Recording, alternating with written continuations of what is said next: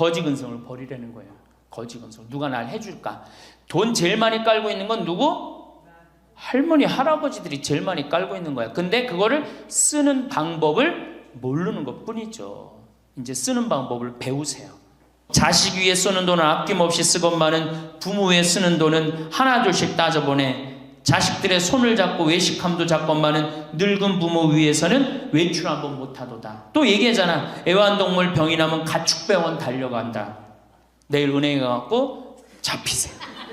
잡혀갖고 대출해갖고 한 달에 100만 원씩 딱딱 연금으로 이렇게 빼서 딱딱 쓰는, 돈 쓰는 재미로 늙어서 살아야지 그 재미 없으면 못 살아요.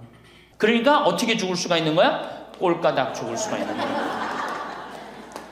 돈을 쓰다 죽어야지 꼴까닥 죽는 거지, 안 쓰고 가만히 있으면 바로 병든다는 거예요. 바로 병든다는 거예요.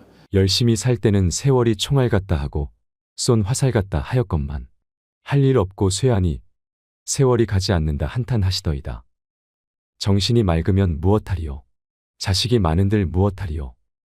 보고품만 더하더이다. 차라리 정신 놓아버린 저 할머니처럼 세월이 가는지 자식이 왔다 갔는지 애지중지하던 자식을 보아도 몰라보시고 그리움도 사랑도 다 기억에서 지워버렸으니 그저 천진난만하게도 하루 세끼 주는 밥과 간식만이 유일한 낙이더이다. 자식 10여 남매 있으면 무엇하리요? 이한 몸 거할 곳 없더이다.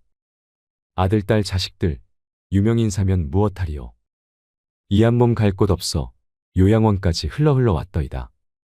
허리띠 졸라매고 최고 학벌 자랑하며 고생도 보람으로 알고 자식 뒷바라지했던들 무엇하리요? 작디 작은 이한 몸 인생 종착역인 이곳까지 멀고도 험하였으니 종착역에 벗은 많으나 마음 나눌 곳 없어 외롭더이다. 요양원에 갔더니 앞을 못 보는 사람, 듣지 못하는 사람 속에 맑은 정신은 더 외롭더이다. 치매로 정신을 망각함은 차라리 고통에서 벗어나는 유일한 방법인지도. 몸 쇠하고 정신 맑으면 무엇하리요? 괴로움만 더한 것을. 가는 마당의 야속함도 사랑도 그리움도 추억도 정신에서 모두 내려놓으니 차라리 마음이 홀가분할 뿐 모진 비바람 다 지나간 조용히 흐르는 저 호수 같은 잔잔한 마음으로 돌아갈 뿐인 것을. 사람이 늙어가는 모습은 똑같다고 합니다. 세월에 장사 없다고 몸도 오래 쓰니 고장이 자주 나는 게 당연하지요. 이 한 몸도 오랫동안 내 것이냥 잘 쓰고 있지만 결국엔 버리고 갈 것에 불과한 썩어갈 거죽에 불과한 것입니다. 다만 사는 동안 별 탈 없이 잘 쓰고 돌려주고 갔으면 좋겠다는 마음입니다. 욕심이 있다면 좋은 일을 많이 해서 혹여 이런 뜻이 하늘에 다다라 마지막 가는 순간까지 아무런 고통 없이 웃으며 갔으면 좋겠다는 것입니다. 어찌 이러한 복을 욕심부려 바라겠냐마는 평소에 건강식품 영양제를 부지런히 먹는 사람들도 늙어가는 모습은 결국은 그게 그것인 것 같습니다. 멀어지는 젊음을 놓지 않으려고 발버둥 치는 모습은 가여움마저 들게 하지요. 세월은 속일 수 없는 법입니다. 이런저런 수단을 붙들고 늘어져 봐야 가는 모습은 결국은 똑같습니다. 주름살 지우려 수술을 하고 화장을 진하게 해도 측은한 생각만 들게 할 뿐인 것을. 거죽 보수 공사에 괜한 돈 들이지 말고 있는 그대로 받아들이고 사는 것이 좋지 않을까요? 병이 들어오면 들어올 만하니까 들어오는 것이고 늙어가는 모습이야 오래 썼으니 어쩔 수 없고 다만 마음만 편하면 족할 것입니다. 편한 마음이 병을 멀리하는 것이고 아름답게 늙어가는 모습을 만들어줍니다. 여러분의 노후는 어떠신지요? 황혼역에 들어선 대다수의 사람들에게 닥쳐올 현실을 몸소 느끼고 계신가요?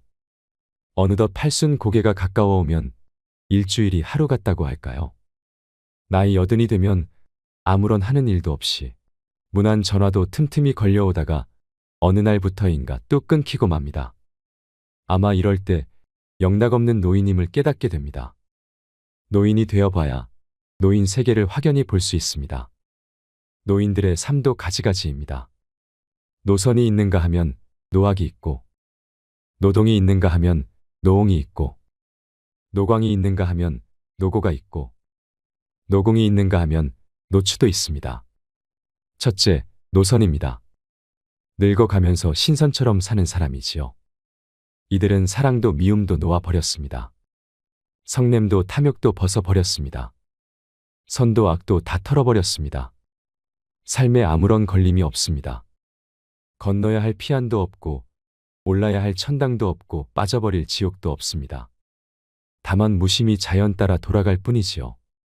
둘째, 노학입니다. 늙어서 학처럼 고고하게 사는 것입니다. 이들은 심신이 건강하고 여유가 있어 나라 안팎을 수시로 돌아다니며 산청 경계를 유람하지요. 그러면서도 검소하여 천박하질 않습니다. 많은 벗들과 어울려 논일며 베풀고 아낌을 받지요. 또 틈나는 대로 갈고 닦아 학술 논문이며 문해작품들을 펴내기도 합니다. 셋째, 노동입니다. 늙어서 동심으로 돌아가 청소년처럼 사는 사람들을 말합니다. 이들은 대학의 평생교육원이나 학원, 아니면 서원이나 노인대학에서 못다한 공부를 합니다. 식영주역 등 학문이며 서예며 정치 경제 상식이며 인터넷 카페에 열심히 들어갑니다. 수시로 동지들과 어울려 여행도 하고 노래며 춤도 추고 즐거운 여생을 보냅니다. 넷째, 노홍입니다. 문자 그대로 늙은이로 사는 사람을 말하지요.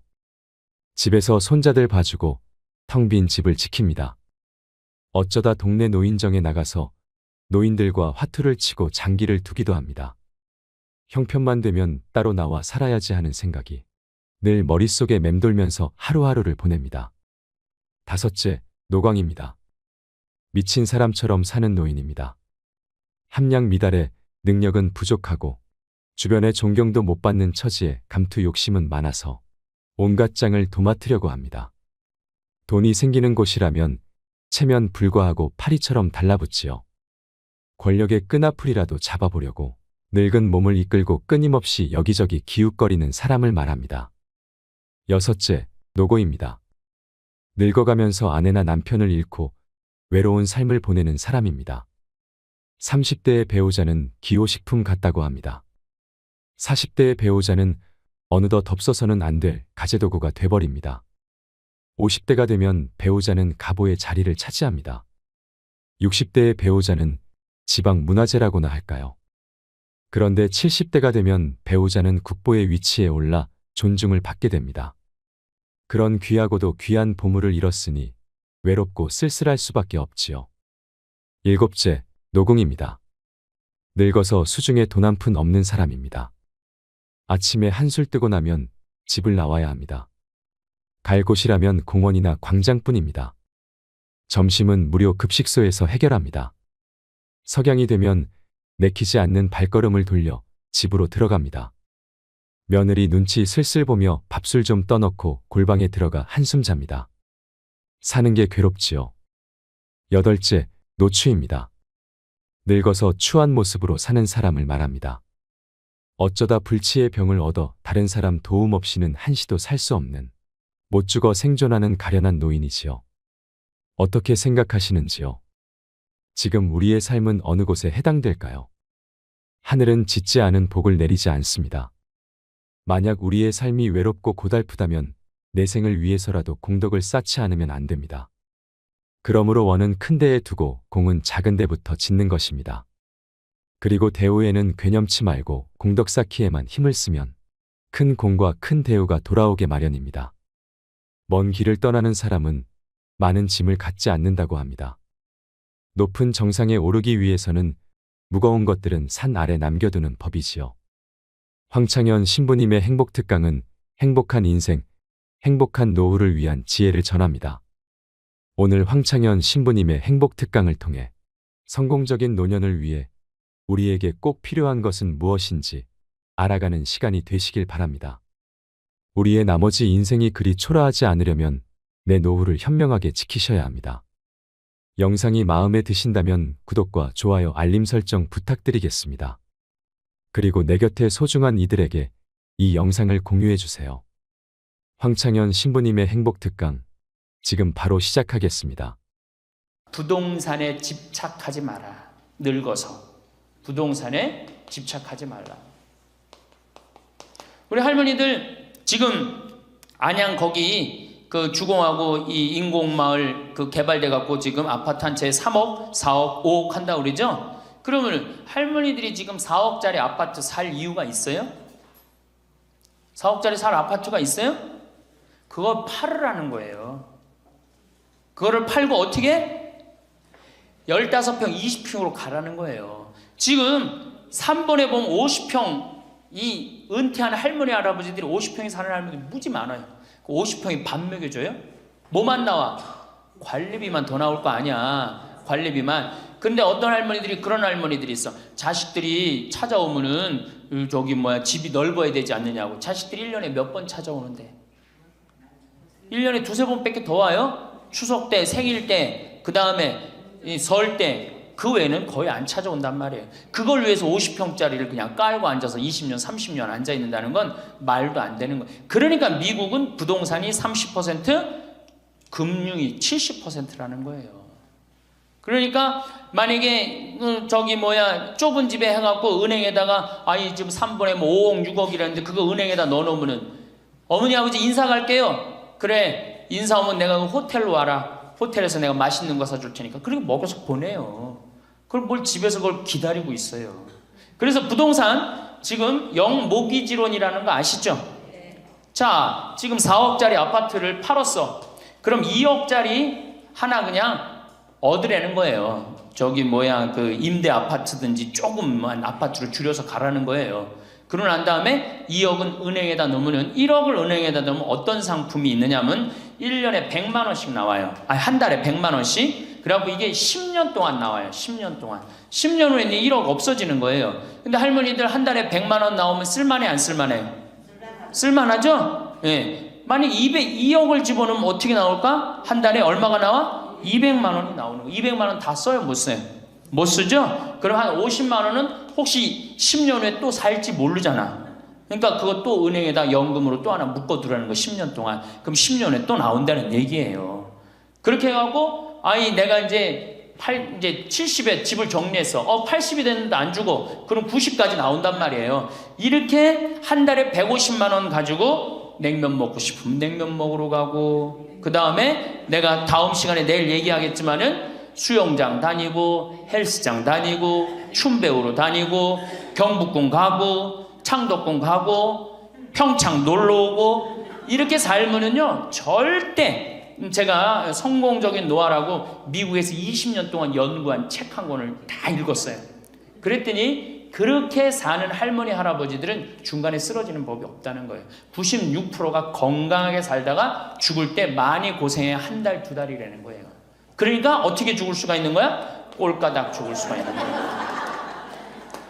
돈을 쓰다 죽어야지 꼴까닥 죽는 거지, 안 쓰고 가만히 있으면 바로 병든다는 거예요. 바로 병든다는 거예요.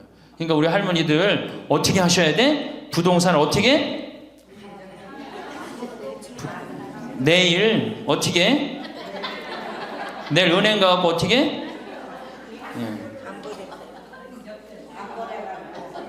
은행 가갖고 평가 받아갖고, 더 좋은 건 뭐냐? 이 집을 팔지 않고 더 좋은 건 그냥 영모기지론이라고 그러죠? 영모기지론. 은행에 갖다 맡기고 다 내가 죽을 때까지 돈이 나옵니다. 죽을 때까지 돈이 나오고 죽으면은 누가 갖고 가? 은행이 갖고 가는 거예요. 그러면은 우리 할머니들 아까 제가 말씀드렸죠? 재산이 나오면 반은 국가가 갖고 가고 반은 자식들이 싸워. 반은 써보지도 못하는 거야. 물론 이것도 못 써보는 거야. 근데 내가 이걸 전부 다 은행에다 맡겨갖고 요 자식 용돈 주고 싶으면, 아까 기브 앤 테이크 말씀드렸죠? 용돈 주고 싶으면 용돈 주고 먹고 싶으면 다 내가 쓰다가 나라 경제도 돌아가잖아. 500만 명이 이렇게 쓴다고 생각해봐. 경제 돌아갈 것 같아? 안 돌아갈 것 같아요? 잘 돌아가요. 쓰고 싶은 거 쓰고 하고 싶은 거 하고 다니고 싶은 거 다니고 다 하다가 죽으면 누가 갖고 가? 은행이 갖고 가는 거야. 자식도 안 싸우고 얼마나 좋아요. 그러니까 닭으로 잡아먹지 말고 뭘로 살아라? 달걀로 살아라. 그 다음에 부동산에 집착하지 말아라. 또 노년에 믿지 말라 원칙이 있어요. 노년에 뭘 믿지 마라? 첫 번째로 배우자를 믿지 말래. 남편을 믿지 말라 이거예요. 재산 관리를 어떻게 해야 돼? 노년에 공동으로 해야 돼요. 한번 어떤 할아버지가 어느 대학에 재산을 100억인가 할머니하고 상의도 안 하고 기증한 적 있죠? 저는 그거 바람직하지 않다고 생각해요. 혼자 번 거 아니잖아요. 같이 버는 거 아니야, 같이. 그러니까 할머니들 지금 재산 뭐 많은 재산은 아니겠지만은 그래도 재산 읽은 거 남편 혼자 읽었어요? 아니죠? 근데 남편이 할머니하고 상의도 없이 둘째 아들 보증 딱 써주고 왔어. 근데 그게 싹 날라가 버렸어. 그러면은 남편 보면 미워요, 안 미워요? 죽을 때까지 미운 거예요. 그건 삶하고 직접 연결되기 때문에. 그러니까 배우자를 믿으면 안 돼요. 제가 본당 신부할 때 농담 반 진담 반으로 항상 그래요. 마누라를 믿지 말아라. 그럼 할아버지들 와서 신부님 그래도 우리가 어떻게 살았는데 마누라가 내 돈을 해먹을 수가 있겠어요? 그건 가봐야 하는 겁니다. 가봐야 하는 겁니다. 그런데 제가 여기 이제 본당 신부 관두고 이제 평창에 와서 농사 짓고 사는데 할아버지 한 분이 내가 세례를 준 할아버지예요. 그 할아버지가 배 만드는 회사의 공장장이셨어요. 대단한 분이죠. 정말로 멋있게 생기셔서 머리도 쫙 넘기고. 그런데 저한테 와갖고 나하고 얘기를 좀 하자고 그러더라고요. 그래서 얘기했더니 신부님이 교리하고 신부님이 강론할 때 마누라를 믿지 말고 자식을 믿지 말라고 그랬는데 제가 그 얘기 들었을 때 내가 이 가정을 위해서 평생을 노력했는데 나를 무시할 수 있을까 그런 생각을 했대요. 근데 당신이 은퇴하고 난 다음에 자식들 아파트 한 채씩 다 사주고 평생 배 만든다고 자식들은 서울에서 살지만 본인은 저 아래 가서 살았단 말이야. 너무너무 미안해갖고 이 아파트 이름도 부인 이름으로 해주고 부인한테 2억인가 3억인가 현찰로 줬대요. 그러니까 자기 가족인 걸 다 나눠준 거예요. 근데 그게 딱 나눠주고 나니까 부인이 이혼하자고 그랬대요. 이혼하자고. 정말로. 그래서 너무 놀랬대요. 왜 난 평생 당신 자식들 키우고 뒷바라지만 했는데 당신 평생 해고 싶은 대로 다 하고 이제 집에 들어와고 나보고 뒷바라지 하라는 거냐? 난 못한다. 그러더라는 거예요. 그래갖고 그러면 나 혼자 살 돈이라도 줘라. 그 돈을 내가 왜 주냐? 그 할아버지가 나한테 와서 울면서 얘기하는 거예요. 절대 배우자를 믿으면 안 돼. 우리 어머니가 한 6년 전인가 아버지가 이렇게 자식들이 용돈 주면 이렇게 통장에 돈을 모아두는 통장이 있어요.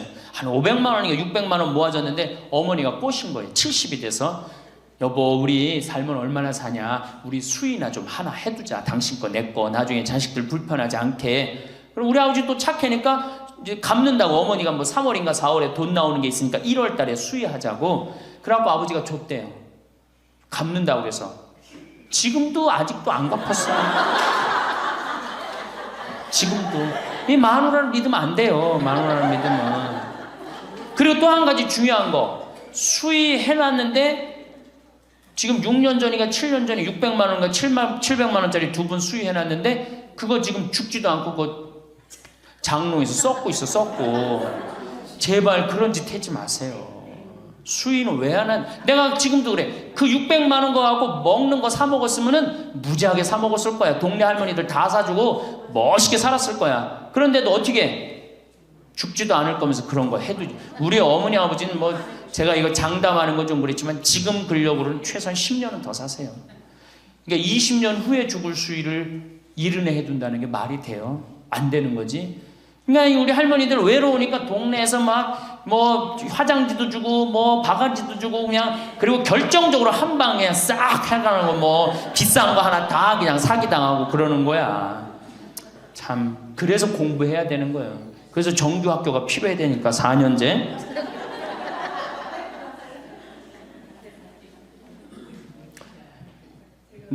배우자를 믿지 마라. 두 번째 누구를 믿지 마라? 자식을 믿지 마라. 올해 아주 재미난 통계가 하나 나왔어요. 자식을 고생해서 이 자식을 다 키웠잖아요.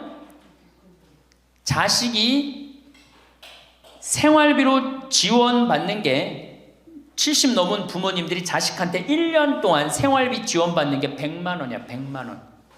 40%의 부모님들이 자식한테 1년에 100만 원 지원받아요. 100만 원 지원받으면 한 달에 얼마일까요? 7만 원도 안 돼. 8만 원, 8만 원. 대학 졸업한 자식이 지원해 주는 건 얼마일까요? 대학 졸업한 자식이 146만 원이에요.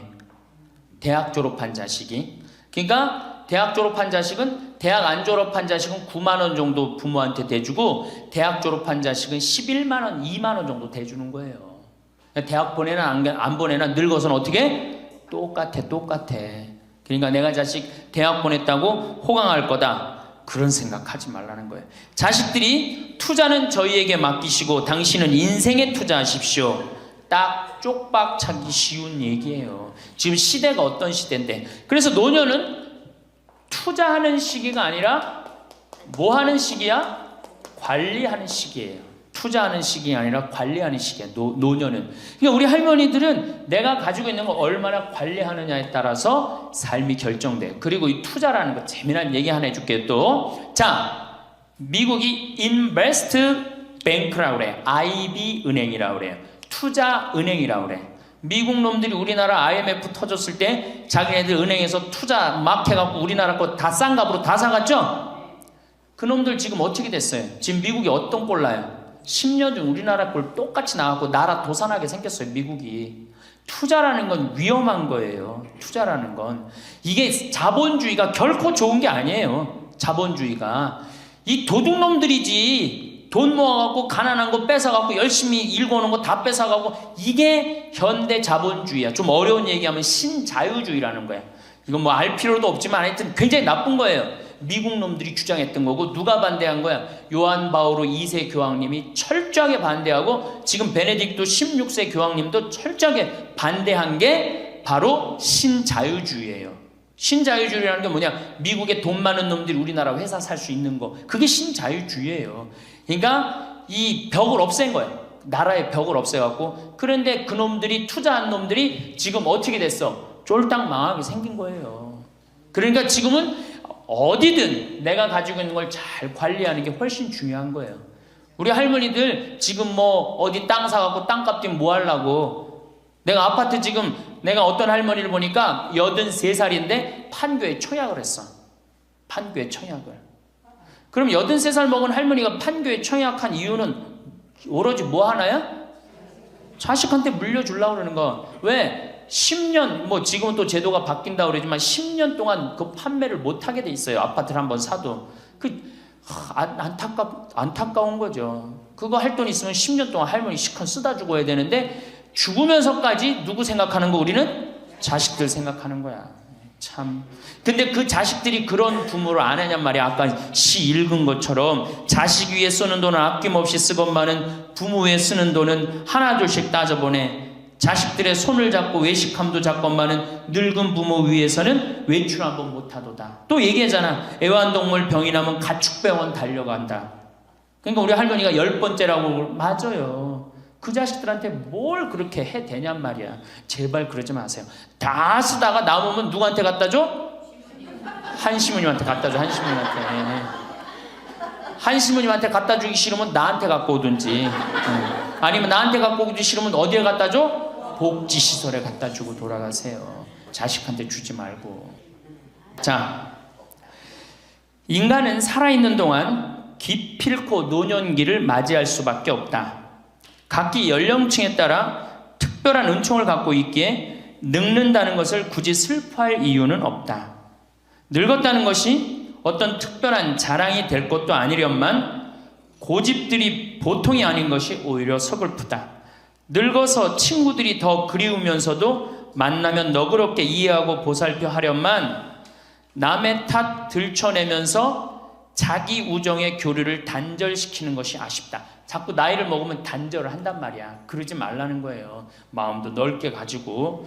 살아온 길이 각기 다르기 때문에 너와 내가 서로 다름을 깊이 인정하여 하지만 자기만의 삶의 길이 옳은 것인양 우쭐대는 모습이 우습다. 늙어서는 새롭게 만나게 되는 사람도 점점 적게 된다는 것을 알고 만났던 사람들에게 더욱 애정을 쏟으면서 만났던 것을 아름다움으로 간직하고 소중하게 여겨야 한다. 그러니까 우리 할머니들 비산동 성당에서 10년, 20년 같이 다 사귀어왔던 친구 아니에요? 그러니까 누구한테 더 각별해야 돼? 친구들한테 더 각별해야 된다는 거예요. 지난 세월의 삶이 소중한 것이고 거룩한 것이기 때문에 지금 흐르는 이 순간들을 정성을 들여 값지게 살아야 한다. 그러니까 지금 값지게 살아야 된다는 거예요. 값지게. 예. 그 구리에 있는 성 베드로 대학이라는 구리 성당에 있는 성 베드로 성당에 강의를 갔어요. 그랬더니 강의하기 전에 할머니들이 다 일어나더라고. 봉사자들이 딱 앉더니 수업하기 전에 한 번씩 노인 10계명을 딱 하는데 그분들이 정한 것 같아. 근데 너무 멋있더라고. 그래서 요거 읽어 한번 드릴게요. 1. 당황해하거나 성급해하지 말고 뛰지 말라. 나이를 먹으면 자꾸 당황할 때가 많죠. 그렇죠? 그리고 막 여기 할머니들 여기 와갖고 방이 어딘지 모르고 막 옥상으로 올라가는 할머니들도 있어요. 그런데 그럴 때 어떻게 당황해하지 말고 성급해하지 말고 물어보면 돼. 근데 나이를 먹으면 자꾸 당황을 하고 성급해. 그리고 안 되면 그 다음에 신경질을 부려요. 왜 이러느냐고. 할머니들 아까 저 밑에서 여기 위에 올라올 때 힘들었어 안 힘들었어요? 그 여기 모든 할머니들이 우리 계단에 올라올 때 막 승질을 내. 힘들다고. 이렇게 꼭대기에 있느냐고. 관광버스 여기까지 끌고 올라오지 왜 우리를 저기 밑에서 내려놓냐고. 힘들면 쉬었다가 올라오고 힘들면 쉬었다가 올라오고 힘들면 쉬었다가 올라오면 되지. 그러니까 절대 당황하지 말라는 거예요. 두 번째, 자식이 무엇을 해줄까를 기대하지 말라. 참 좋은 얘기 같아. 그러니까 할머니들이 서서 이걸 다 외우더라고. 자식이 뭘 해줄까 기대하지 말라. 거지근성을 버리라는 거예요. 거지근성. 누가 날 해줄까. 돈 제일 많이 깔고 있는 건 누구? 할머니 할아버지들이 제일 많이 깔고 있는 거야. 근데 그거를 쓰는 방법을 모르는 것 뿐이죠. 이제 쓰는 방법을 배우세요. 내일 은행에 가갖고 잡히세요. 잡혀갖고 대출해갖고 한 달에 100만 원씩 딱딱 연금으로 이렇게 빼서 딱딱 쓰는. 돈 쓰는 재미로 늙어서 살아야지 그 재미 없으면 못 살아요. 세 번째, 고집 부리지 말라. 고집 부리지 말라. 60년 70년 살아온 가닥이 있잖아요. 그렇죠? 그러니까 그 경험을 절대 포기하지 않는 거예요. 그러니까 새로운 걸 안 받아들이는 거지. 고집 피는 할머니들 많죠. 네 번째, 시샘하지 마라. 왜 이렇게 또 욕심이 많아. 나이 먹으면 그냥 옆집 할망구가 뭐 아들이 와서 뭐 했다고 그러면 그냥 참 속에서 그냥 부글부글 끓죠. 시샘하지 말라. 다섯 번째, 공치사하지 말라. 이것도 참 좋은 것 같아. 공치사. 내가 니네들 어떻게 키웠는데. 내가 니네들 어떻게 키웠는데. 아플 때 업어서 밤에 이 약국에 달려가고 막 두들겨갖고 내가 너를 어떻게 키웠는데. 그냥 대동아 전쟁부터 뭐 그렇게 할 얘기가 많아. 얘기만 하면 그냥 대동아 전쟁에 시집와갖고 고생한 얘기, 6.25 전쟁 때 피난 간 얘기, 전쟁 끝나고 나는데 똥구멍이 찢어지게 가난하게 고생한 얘기 그냥 줄줄이 그냥. 어떤 할머니는 비산동에 있었던 그 할머니는 아마 돌아가셨을 거야. 굉장히 나이 먹은 할머니인데 고해소에 들어오면요 3공학에 잘못한 거, 4공화국에 잘못한 거, 5공화국에 공화국별로 죄를 고백해요. 그런데 이 할머니는 죄의 본질은 뭐야? 이렇게 힘들게 내가 살아왔는데 내가 자식 하나를 키웠는데 이 자식이 너무너무 속을 썩여갖고 지난주 너무 속상해갖고 줄미살 빠진 거야. 죄는 줄미살 빠진 건데 이 줄미살 빠지는 과정을 3공화국부터 설명을 해야 돼. 3공화국, 4공화국, 5공화국. 그런데 다음에 또 고해성사 보면 신부님 내가 3공화국 때 4공화국 때 5공화국 때 꼭 얘기를 해요. 변함없이 1년 365일 고해성사 들어오면 내가 외워. 그래 저 할머니가 하면 그래 3공화국 때 뭐 이승만 때 뭐 똑같이 해요. 다 외워 내가 끝까지. 그러지 마세요. 공치사하지 말라는 거야. 내가 옛날에 너희들을 어떻게 키웠는데. 애들은 뭘로 들어? 그 잔소리로 들리는 거예요. 잔소리로. 그리고 과거를 얘기하는 건 불행한 거예요. 미래를 얘기해야 돼요.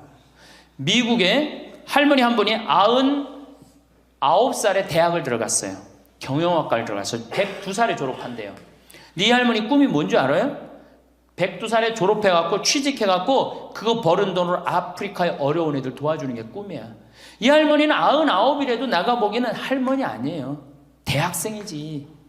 나이는 숫자에 불과한 거예요. 나이는. 그러니까 우리 할머니들 과거 얘기하지 말어. 뭘 얘기해? 미래. 앞으로 뭘 할 거다. 내가 앞으로 3년 동안 돈 모아서 성지순례 갈 거다. 3년 동안 돈 모아서 내가 제주도 이시돌 목장 갈 거다. 내가 돈 모아갖고 뭘 할 거다. 미래를 얘기하란 말이야. 과거 얘기하지 말고. 신부 우리가 다 살았는데 다 살게 뭘 다 살아. 아직도 20년 30년 남아있는데. 네, 여섯 번째, 날마다 샤워하라. 이것도 참 멋있는 것 같아. 날마다 샤워하라. 안 씻고 사는 할머니들 많죠? 그렇죠? 근데 날마다 샤워하는 거 참 좋은 것 같아. 날마다 속옷을 갈아입어라. 그렇죠? 예? 그러니까 항상 깨끗하게 살라는 거예요. 항상 깨끗한 옷, 이쁜 한복 이런 것도 입고 곱게 좀 있으라는 거야. 맨날 이건 뭐 몸빼바지 비슷한 거 입고 그냥 돌아다니지 말고 파마도 좀 이쁘게 하고. 그러니까 내가 항상 하는 얘기 아니야. 여기 온 할머니들 지금 딸이 있는지 아들이 있는지 금방 구분이 돼. 아들만 있는 할머니는 어때? 파마를 어떻게 하고 와? 철모 뒤집어 쓴 것처럼 해고 와요. 아들만 있는 할머니들 몇 있어 지금 그런 할머니들. 예. 자기 아들은 엄마가 파마를 철모 뒤집어 쓴 거 했든지 뭐 했든지 관심 없어요.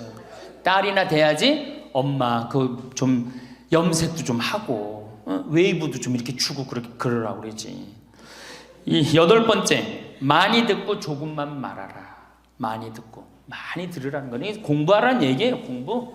제가 내일 이제 그 얘기는 드릴 거예요. 그 다음에 아홉 번째, 많이 움직이고 많이 걸어라. 이 굉장히 중요해요. 나이 먹으면 자꾸 근육이 땡기기 때문에 걷고 싶어 안 걷고 싶어요? 안 걷고 싶죠? 그러니까 안 걷고 싶으니까 그냥 집에서 참 쪼그리고 앉아있어. 쪼그리고 앉아있으면 굳는 거예요. 그대로 굳어버리는 거예요. 쪼그리고 앉아있으면. 그러니까 가능한 한 많이 걸으라는 거야. 그러니까 성당 평일미사 열심히 다니세요. 그냥 다닐 수 있을 때까지 다니시는 게 좋은 거예요. 그러니까 우리 할머니들은 지금 이 나이에 비산동 성당에 어르신 성경대학 나와서 배우지, 평일미사 나오지, 성경대학 나오면 밥 주지, 친구 있지. 아, 하느님 믿어서 받는 은총이 어때요? 정말 엄청난 거예요. 그런데 하느님한테 죽을 때 안 바치고 죽고 누구한테 주고 죽으려고 그래? 외국의 신앙이 깊은 사람들은요, 죽을 때 다 교회에 기증하고 죽어요. 신앙이 깊은 사람들은 자식한테 물려준다는 생각이 없어요. 우리나라처럼 이렇게 자식한테 매이는 나라가 없어요. 열 번째, 이게 이제 그 얘기를 딱 해내. 욕심을 줄이고 나누어 주어라. 욕심을 줄이고 나누어 주어라. 계속 나눠 주고 이제 얼마 안 남았는데 뭘 그렇게 끌어안아? 계속 나눠 주라는 거예요. 계속. 그래서 이게 우리 할머니들, 제가 우리 할머니들 보면은 어디 잔치집에 가면은 뭐부터 챙겨? 음식 싸가려고 그러죠? 욕심 피는 거예요. 음식 싸가려고 그러고 하나라도 더 가져가려고 그러고. 아니 지금 가지고 있는 거 고아원에 떡 한 번 갖다 주고 무료양론에 밥 한 번 더 갖다 주는 게 지금 급선무지. 내가 싸갖고 가갖고 그거 다 상한 거 뭐 하려고 먹어. 그러니까 우리 할머니들 어르신 성경대학에 전심 줘야 안 줘요? 주죠? 1년에 보통 며칠 정도 얻어먹어요? 한 40일? 한 달에 4번 정도 먹으니까 방학 있고 그러면 한 40일 정도 얻어먹죠? 40일 얻어먹으면 양로원에, 무료 양로원에 가서 밥 한 끼 대접해야 될 거 아니야. 어르신 성경대학이 먹고 땡! 그렇지? 먹고 땡이죠? 그러니 이게 이게 하느님의 자식이 아닌 거지. 껍데기만 자식인 거죠. 이제 어떻게? 욕심을 줄이고 나누어 주어라. 난 이 구리성당 그 성베드로 대학에서 일어나고 이걸 외우는데 멋있더라고요.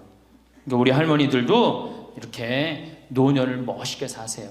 그렇게 사셔야 된다는 거예요. 제발 자식 걱정하지 말고. 감사합니다. 여러분, 황창현 신부님의 행복 특강이 어떠셨나요? 늙어서는 돈 쓰는 재미로 살아야 꼴까닥 죽을 수 있다는 말이 참 감명 깊었는데요. 부동산에 집착하지 말라는 현실적인 조언도 좋았습니다. 노년에 믿지 말아야 하는 것 2가지. 배우자와 자식 이야기는 어떻게 들으셨나요?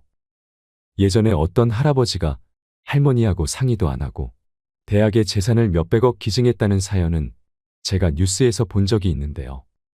이런 분들 때문에 노년에 배우자를 믿지 말라는 말이 나오는 것 같습니다.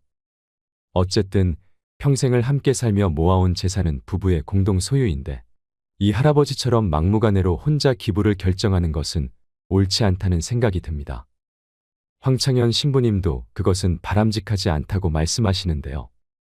노후의 재산 관리는 공동으로 해야 하는 것이 당연하다고 생각합니다. 70 넘은 부모님들이 자식한테 1년 동안 받는 용돈의 액수는 정말 놀랐습니다. 40%의 부모님들이 자식한테 1년에 100만 원도 지원받지 못하는 것이 현실이라고 하는데요. 자식한테 한 달에 10만 원도 안 되는 용돈을 받아서 어떻게 노후 보장이 될까요? 그러니 이제는 스스로 건사해야 합니다. 자식에게 부양을 기대할 수 없다는 것을 인정해야 합니다. 자식에게 내 노후를 맡기지 마세요. 자식에게 올인하다가 쪽박 차는 부모님들이 많습니다. 황창현 신부님의 말처럼 노년은 자식에게 투자하는 시기가 아니라 내가 가진 것을 관리하는 시기입니다. 요즘 노인들 사이에서 우스갯소리로 회자되는 노인 10계명을 말씀드리고 싶은데요. 노인 10계명은 노인이 최소한 지켜야 할 10가지 도덕적 계율입니다. 허물없는 노인들 사이, 흔히 술자석에서나 하는 푸념이지만 노인에 대한 공경심이나 권위가 실추되고 있는 현실에서 귀담아 들을 만한 경고입니다. 노인 10계명의 첫 번째 계명은 자식한테 효를 기대하지 마라입니다.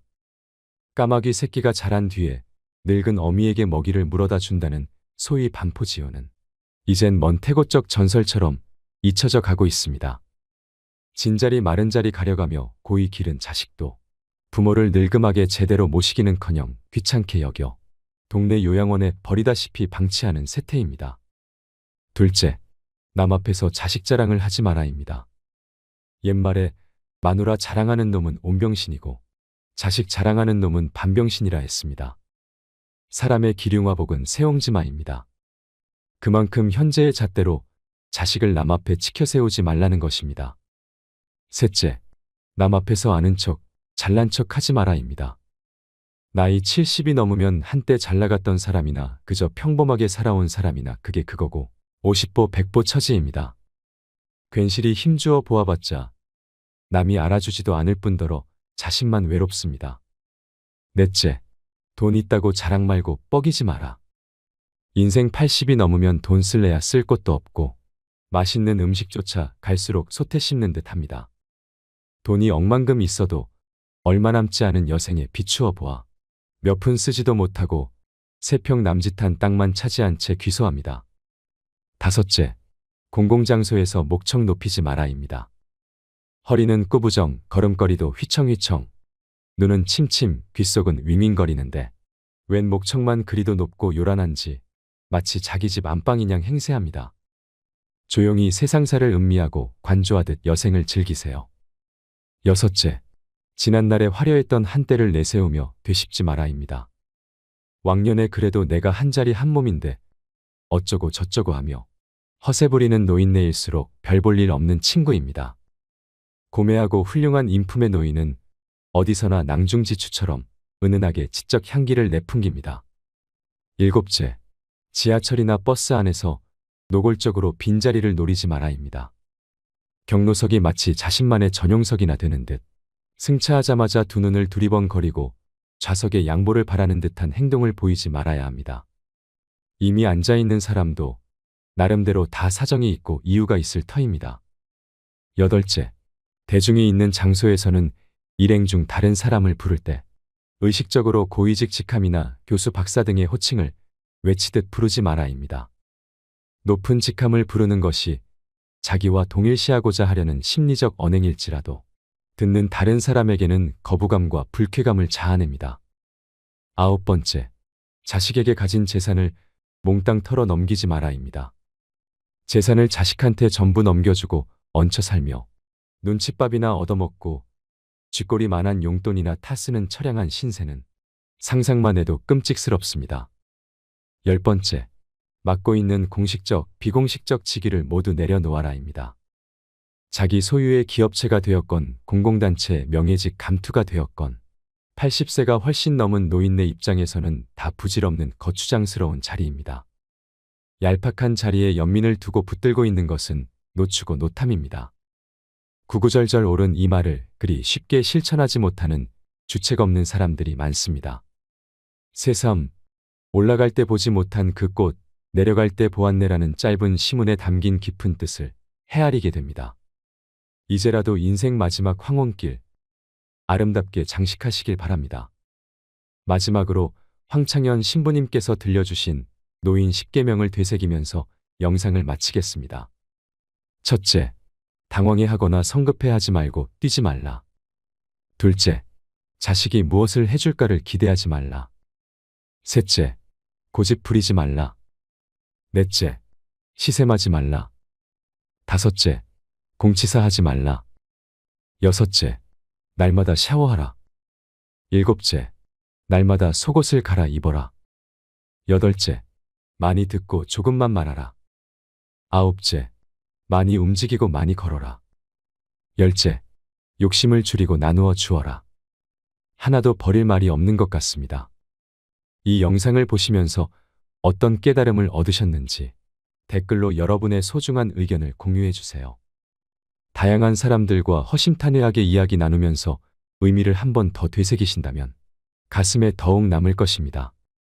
이상으로 책틀맨이었습니다. 제가 이제까지 사목 경험에 의하면은 출세한 자식일수록 부모를 더 안 모십니다. 아들 자식 출세시키면은 내가 호황할 것 같죠? 아들 자식 잘 키우면 잘 키울수록 여우 같은 년이 나타나서 낚아채 간다는 거예요. 예, 아들 자식을 잘 키우면 잘 키울수록 여우 같은 년이 나타나서 낚아채 간다는 거예요. 근데 가만히 생각해보니까 그 말이 맞는 것 같아요. 왜? 아니 의사하고 판검사면은 이쁘고 귀하게 자란 집 딸이 낚아채 갈 거 아니야. 그래서 딸을 둘 놓으면 금메달, 아들 하나 딸 하나 놓으면 은메달, 아들만 둘 놓으면 목메달이에요. 그래서 아들만 둘 놓으면 목메달이에요. 이렇게 누워있는 할머니, 그야말로 누워서 이렇게 죽 5년 10년 받아먹는 할머니, 이렇게 며느리가 손을 잡고 뭐라고 그러는지 아세요? 엄마 왜 이렇게 안 죽어? 엄마가 빨리 죽어야지. 엄마도 덜 고생하고 나도 덜 고생하지. 그 보는 앞에서 죽으랜다니까요. 손잡고. 정확하지는 않지만 3년 또는 4년 전으로 기억합니다.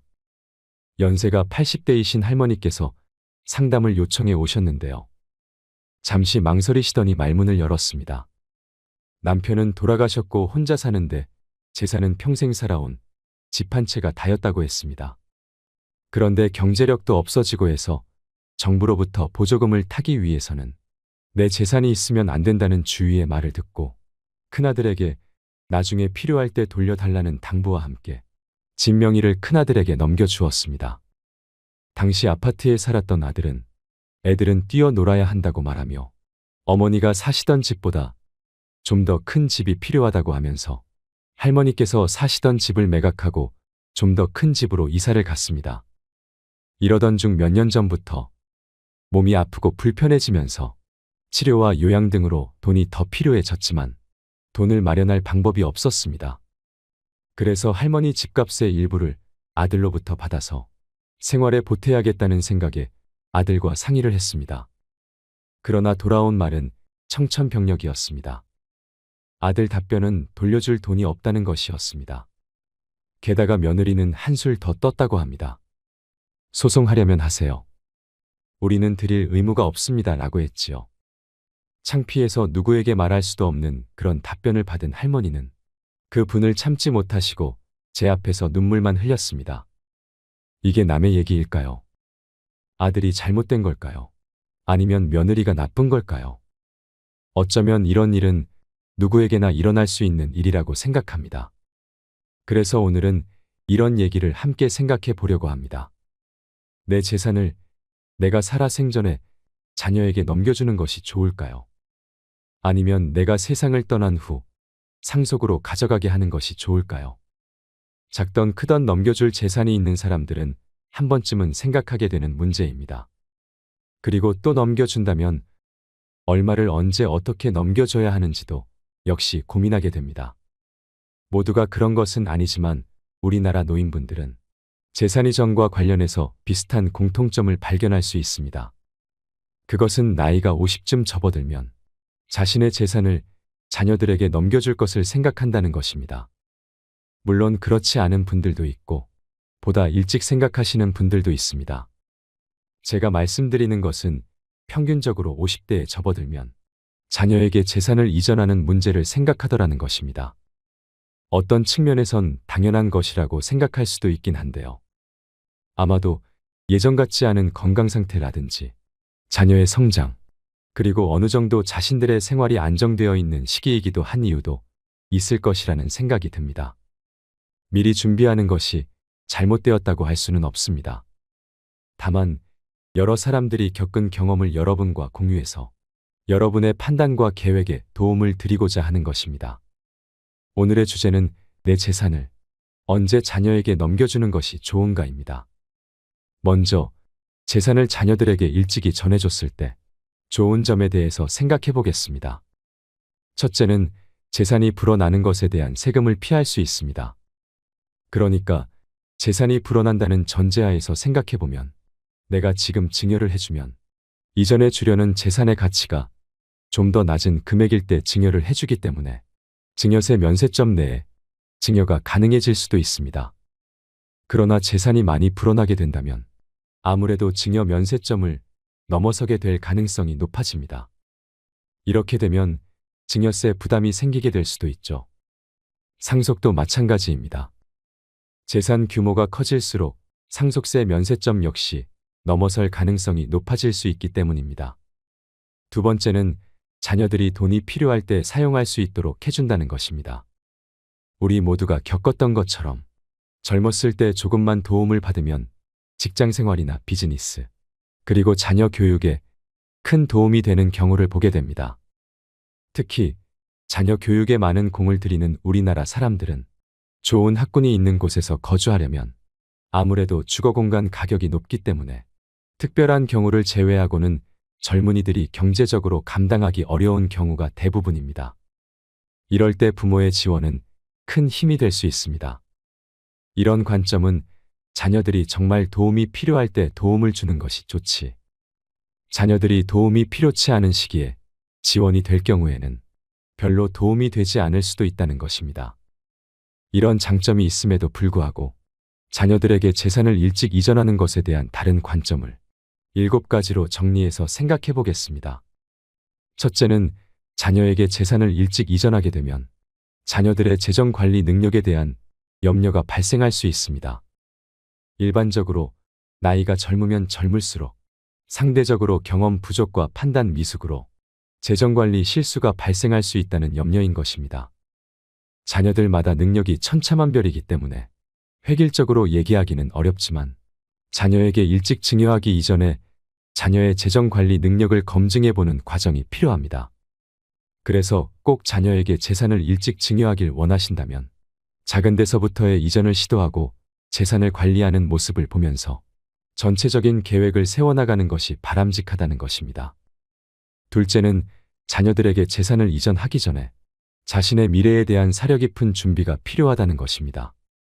그러니까 각 개인의 인생의 목적과 살아있는 동안 재정적인 필요를 충분히 만족할 만한 준비가 되어 있는지, 혹시 몸이 불편했을 때를 대비해서 의료비 지출과 관련한 노후 대비는 되어 있는지를 봐야 할 것입니다. 이런 것이 정리된 후에 재산 이전에 대한 계획을 생각해야 할 것입니다. 이런 과정에서 세금을 최대한 줄이고 재산 증식으로 인해서 쌓여진 이익에 대한 세금 처리 역시 고민해 봐야 한다고 생각됩니다. 셋째는 나의 경제적 능력이 없어졌을 때 누가 나에게 경제 조언을 할 것인가를 생각해 봐야 합니다. 내가 경제적 능력이 있을 때는 내가 경제적으로 필요한 것은 내가 번 돈으로 또는 내가 평생 모아온 돈으로 그 필요를 충족할 수 있지만 나에게 경제력이 없어지게 되면 그때는 정말 나에게 필요한 것에 대해서 도움 받을 곳이 없을 수도 있기 때문입니다. 네 번째는 내가 몸이 불편하면 누가 돌볼 것인가도 생각해 두어야 합니다. 시간이 흐르면 사람은 늙게 되어 있고 병도 생길 수 있습니다. 단순히 약을 복용하거나 간단한 치료나 수술로 해결될 수 있는 병의 경우에는 큰 어려움이 없을 수도 있지만 거동이 불편해지거나 누구의 도움이 반드시 필요한 상황이 올 경우에는 치명적일 수 있다는 것입니다. 우리도 부모님을 모셔보았고 그리고 경험해 보았지만 가족 중 누군가가 거동이 불편하고 항상 누군가로부터 간호를 받아야 하는 상황일 때는 아무리 자식이라 해도 매일 매 시간마다 도움을 드리는 것은 매우 어렵습니다. 아니, 불가능하다고 보는 것이 더 합당할 것입니다. 왜냐하면 자녀들도 일을 해야 하고 돌봐야 할 가정이 있고 그들의 어린 자녀들이 있습니다. 자녀가 불효자여서가 아니라 현실적으로 할 수 없는 경우가 많습니다. 이때 정말 필요한 것은 결국 돈입니다. 돈이 있으면 그 돈으로 나를 돌봐줄 수 있는 사람을 고용할 수도 있고 치료받으면서 생을 마감할 때까지 자녀들에게 피해를 주지 않으면서 편안히 생활을 할 수 있을 것입니다. 그런데 자녀에게 일찌감치 재산을 줬다면 내가 어렵게 되었다고 다시 달라고 할 수 있을까요? 그래서 내가 몸을 가눌 수 없게 되었을 때 생활에 필요한 부분을 반드시 남겨두어야 합니다. 다행히 생을 마감할 때까지 그 돈을 사용하지 않아도 되었다면 그 몫은 그대로 자녀에게 넘어가도록 해두면 되는 것입니다. 내 스스로 이런 상황을 극복할 수 있는 재정적 준비가 되어 있다면 이는 나 자신은 물론 자녀들에게도 큰 도움이 되는 것이라고 생각됩니다. 5번째는 자녀는 품 안의 자녀일 때 자녀일 수 있다는 것입니다. 자녀를 못 믿고 자녀와 사이가 좋지 않은 가족도 있긴 합니다만 대부분의 사람들은 내 아이들을 믿고 살아갑니다. 그렇기 때문에 내가 가지고 있는 재산을 내가 쓰는 것보다는 어떻게든 아껴서 자녀들에게 넘겨주려고 하시는 분들이 많습니다. 맞습니다.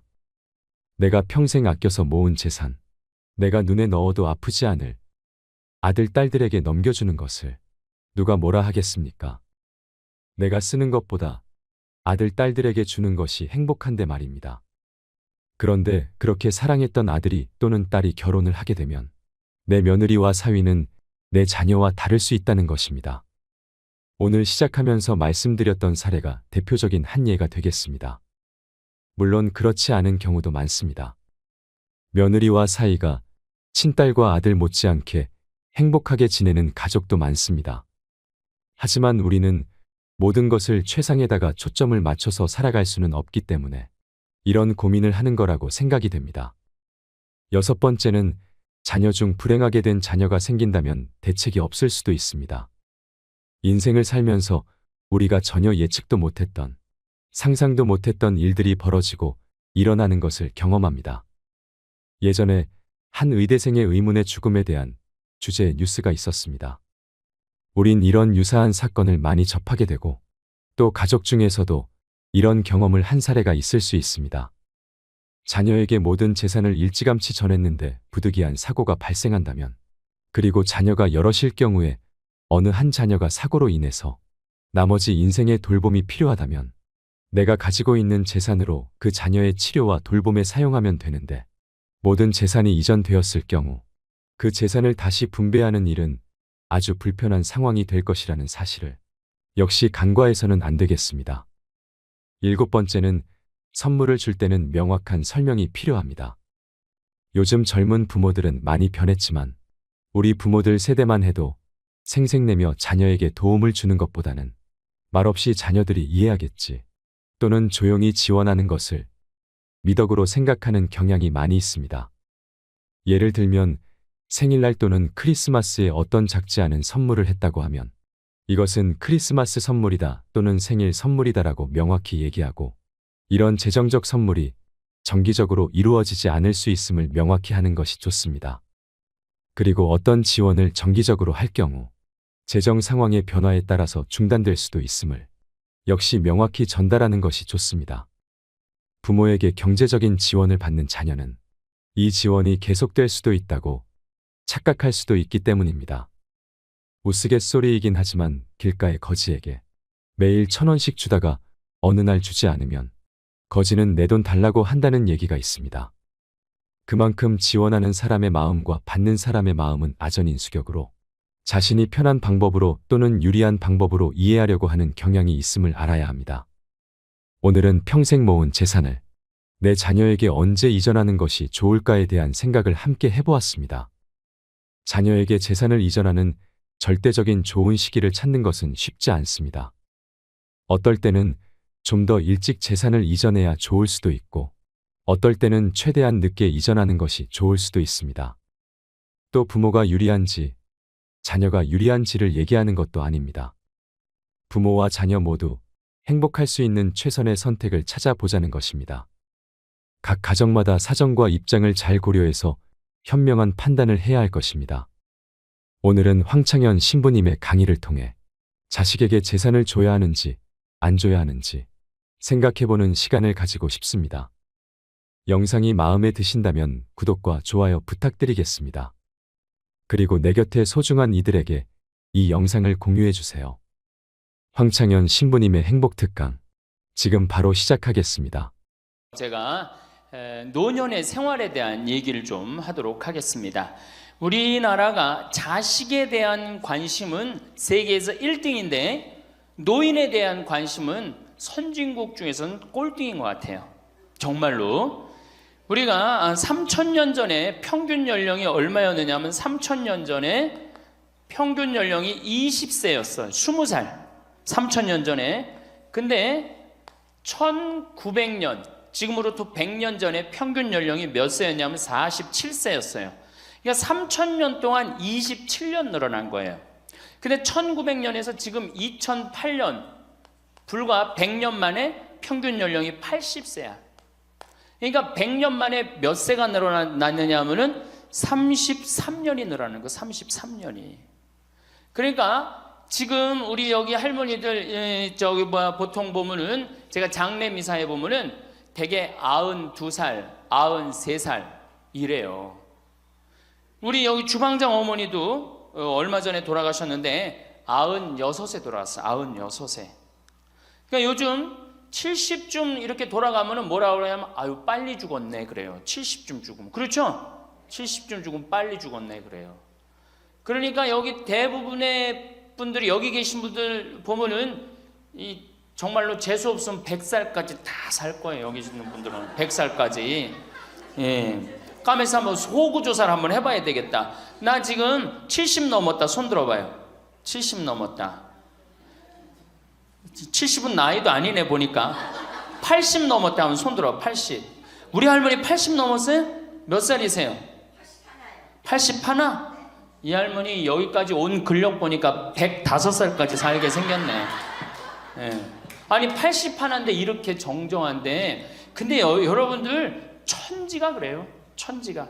우리가 2006년에 100살 넘은 사람이 몇 명이냐면 1960명이에요. 그러니까 거의 2,000명 됐어요. 2007년에 몇 명? 4,000명이에요. 4,000명. 더블로 늘어나요. 더블로. 일본은 100살 넘은 사람이 3만 명이 넘어. 3만 명이. 그러니까 옛날에는 연령이 어떻게 돼 있었느냐 하면은 애들이 많았고 어른이 조금이었어요. 그래갖고 뭐 애들은 굉장히 많은데 나를 가면 갈수록 적어갖고 동네에서 60살 넘은 사람은 1명 내지 2명이야. 동네에서. 그러니까 60 환갑 넘었다 그러면 이렇게 지나가다도 환갑 넘은 할머니가 지나가면 절로 고개를 숙였단 말이에요. 어디 옛날에 할아버지 할머니 환갑 넘은 할아버지 할머니 지나가는데 담배를 펴요. 피다가도 얼른 끄지. 근데 지금은 이게 우리나라가 65세 이상이 500만 명이에요. 500만 명. 65세 이상이. 그러니까 도표를 그리면은 이래 60세가 훨씬 많아. 65세가. 미국은 3,300만 명. 65세 넘은 분들이. 또 이 일본은 2천만 명. 그러니까 존경을 하려고 해도 누굴 존경해? 이 수없이 많이 돌아다니는데 옛날에 하나 둘이어야지 존경을 해야지. 지금은 천지가 할머니 할아버지들인데 누굴 존경해? 누굴 존경해? 그냥 길에 채이는 게 할머니 할아버지인데 존경할 수가 없는 거예요. 혹시 우리 늙은이들 왜 존경하지 않나 이렇게 섭섭해하는 할머니 할아버지들이 착각하는 거예요. 하나 둘이어야지 존경했지. 신부도 본당 신부가 하나니까 3,000명 교우들이 존경하는 거예요. 본당 신부가 100명이다. 우리 본당에 신부가 100명이다. 존경할 거 안 할 것 같아. 채이는 게 본 신부인데, 근데 신부님 만나기 하늘의 별 따기보다 어려우니까 존경을 하는 거예요. 옛날에 할머니 할아버지들이 존경받았던 이유가 동네에서 거의 없었기 때문에. 중간에 다 죽었어. 근데 요즘 안 죽고 다 같이 가는 거야. 다 같이. 65세 이상이 500만 명이에요. 500만 명. 참고로 북한은 65세 이상이 몇 명이냐? 아니, 북한의 평균 연령이 몇 세냐? 지금 30세예요. 북한은. 우리나라는 80세인데. 그러니까 우리나라 사람들이 북한보다 50년 더 사는 거, 평균 연령이. 그러니까 여러분들 지금 남한에서 사는 거 감사해, 안 감사해요? 정말로 감사한 거예요. 우리가 지금 뭐 여러 가지 뭐 경제 불황이다 어쨌다 저쨌다 해도 6.25 끝날 때나 여러분들 해방될 때보다 지금 잘 먹고 잘 살아요, 못 살아요? 그때 비하면 너무너무 잘 먹고 잘 사는 거예요. 그런데도 우리가 불행하다고 생각한다면 하느님이 축복을 엄청나게 줬는데도 그 축복의 가치를 모르는 거죠. 근데 어쨌든 우리나라는 지금 프랑스는 120년 동안 고령화가 천천히 진행됐어요. 근데 우리나라는 20년 만에 초고령 사회로 들어섰어요. 왜냐하면 우리나라가 왜 초고령 사회로 들어서느냐 하면은 우리나라가 먹을거리가 참 건강해요. 세계 5대 건강식품이 있는데 우리나라의 김치, 일본의 나또, 인도의 렌틸, 스페인의 올리브, 그리스의 요거트, 이게 세계 5대 건강식품이에요. 근데 그 중에 우리나라 식품이 뭐가 있어? 김치가 있단 말이야. 근데 인도의 렌틸이나 일본의 나또가 뭘로 만드냐면 콩으로 만드는 제품이에요. 근데 우리나라 콩으로 만드는 제품이 뭐가 있어? 된장, 간장, 고추장, 그리고 더 기가 막힌 건 뭐예요? 청국장 있잖아요. 청국장. 이 좋은 걸 먹으니까 죽어요, 안 죽어요? 안 죽는 거예요. 그러니까 다른 나라 120년 동안 가는 초고령 사회를 우리는 몇 년 만에 가는 거예요? 20년 만에 지금 가고 있어요. 제가 병자성사를 가보면은요, 보통 95살 먹은 어머니를 며느리가 이렇게 모시면 며느리가 몇 살이냐면 70살이야, 70살. 그러면 내가 병자성사를 가면 이렇게 누워있는 할머니, 그야말로 누워서 이렇게 죽 5년, 10년 받아 먹는 할머니, 이렇게 며느리가 손을 잡고 뭐라고 그러는지 아세요? 엄마, 왜 이렇게 안 죽어?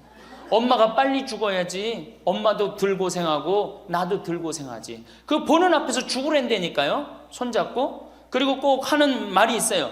엄마가 빨리 죽어야지 우리 신부님도 그만 고생시키고. 병자성사 맨날 오니까 신부님 고생한다 이거지. 그러니까 살아있는 게 다 고생이라는 거지. 본인도 고생, 며느리도 고생, 병자성사 오는 신부님도 고생. 그러니까 늘 고생한다니까. 엄마 빨리 죽으라고 그러는 거예요.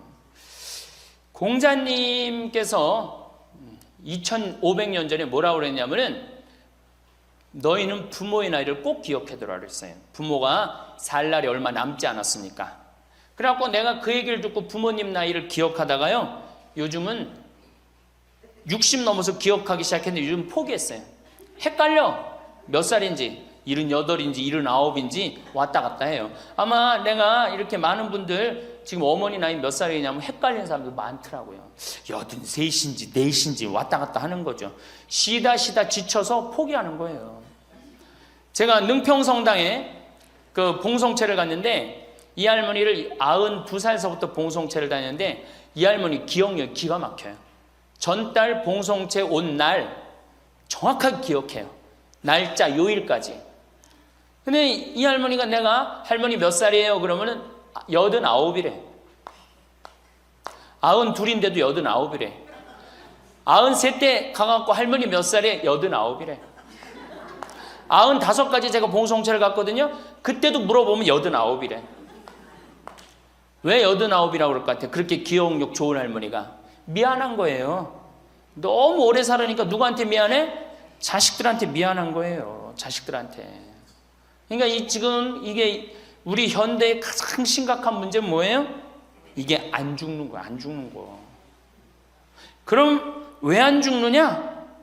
이게 의학이 발달해 갖고요, 죽을 만하면 살려 갖고 오고, 죽을 만하면 살려 갖고 오고, 그래서 죽고 싶어도 죽지도 못해요. 지금 1920년에 페니실린이 개발이 됩니다. 세계대전이 끝나고 난 다음에 페니실린이 보편화돼요. 페니실린 나오기 전에는 조금만 상처만 나도 죽었어요. 아물지 않으면. 안에 골마도 다 죽었어요.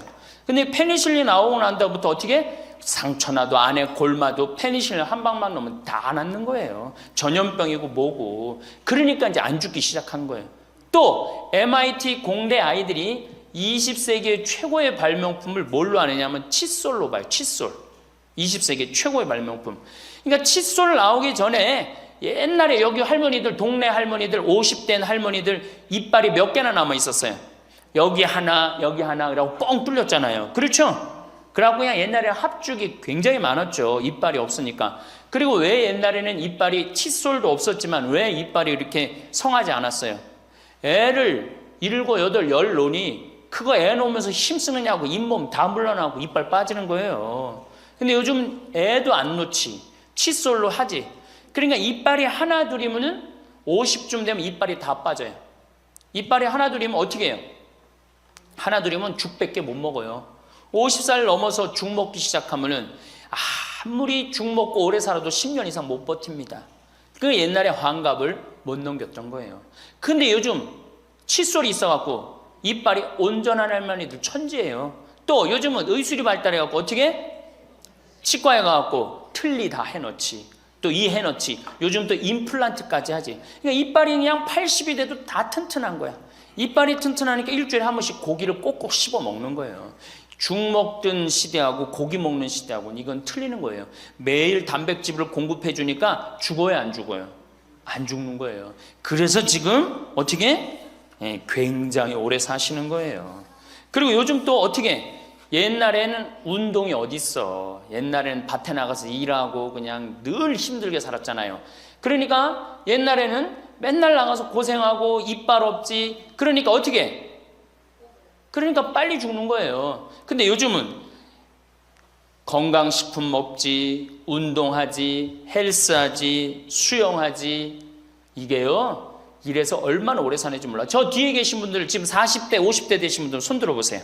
40대, 50대 되신 분들, 여러분들은 120살까지 살아. 120. 정말이에요. 여러분들은 120살까지 삽니다.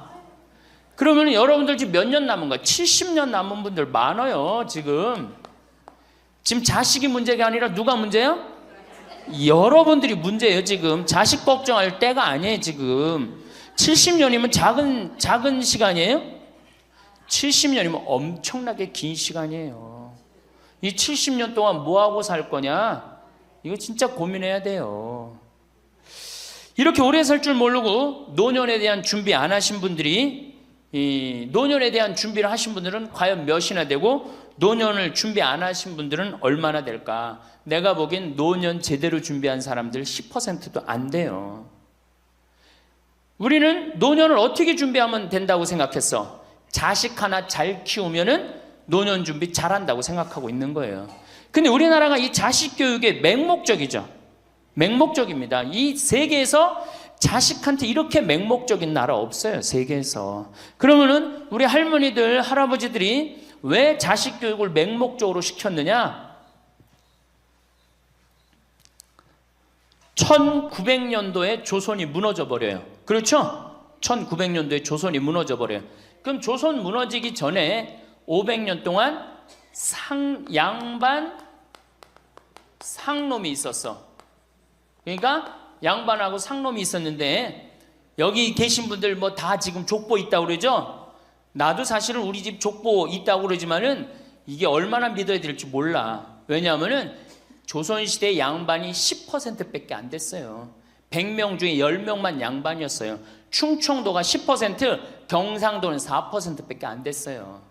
그러면 90%는 다 뭐야? 상민이야, 상민. 노예든 노비든 뭐 백정이든 전부 다 서름 받고 살았어요. 옛날에 노비가 얼마나 서름을 받고 살았느냐 하면은, 말을 타고 지나가다가도 양반 집을 지나가면은 양반 이 담이 시작되는 곳에서 말에서 내려야 돼요. 말 타고 양반 못 지나가요.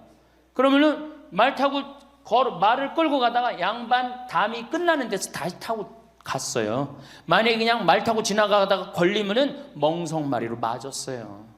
그러니까 그냥 수백 년 동안 서러웠던 게 1900년대 순식간에 무너져 버렸어. 양반, 상놈, 계급이 무너져 버렸단 말이야. 이제 뭐만 하면 출세할 수 있어? 공부만 하면 출세할 수 있었던 거예요. 공부만. 그러니까 그냥 공부만 하면 판검사 되면 모든 게 이제 내 원한, 그동안 수백 년 동안 쌓였던 원한 한을 다 풀 수 있다. 그래갖고 이제 나는 못 먹어도 논 팔고 소 팔고 정말 나 먹고 싶은 거 쓰고 싶은 거 못하는 한 있어도 누구는 교육시켜? 자식은 교육시키겠다 이거. 자식은. 그러니까 그냥 있는 돈 없는 돈 팔아서 마련해 갖고 여러분들 어떻게 했어요? 자식 공부를 시킨 게 바로 여러분들 세대예요. 여러분들이 정말로 내가 이렇게 오래 살 줄 모르고 자식 하나 출세시켜 갖고 그동안 수백 년 동안 서름을 다 날려버리겠다. 그래 갖고 우리나라가 교육률이 세계에서 최고로 높았던 거예요. 근데 지금 젊은 사람들은 왜 그러는지도 모르고 지금은 무조건 그 전통을 이어받아 갖고 자식한테 미쳐서 교육을 시키는 거고, 지금 젊은 사람 30대 40대는 할머니 할아버지들 세대는 그 서름을 날려버리고 싶어서 자식을 교육을 시켰던 거예요.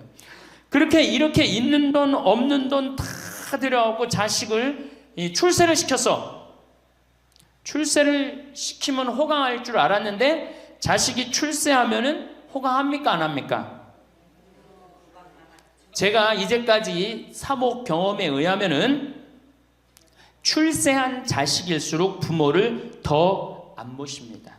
출세한 자식일수록.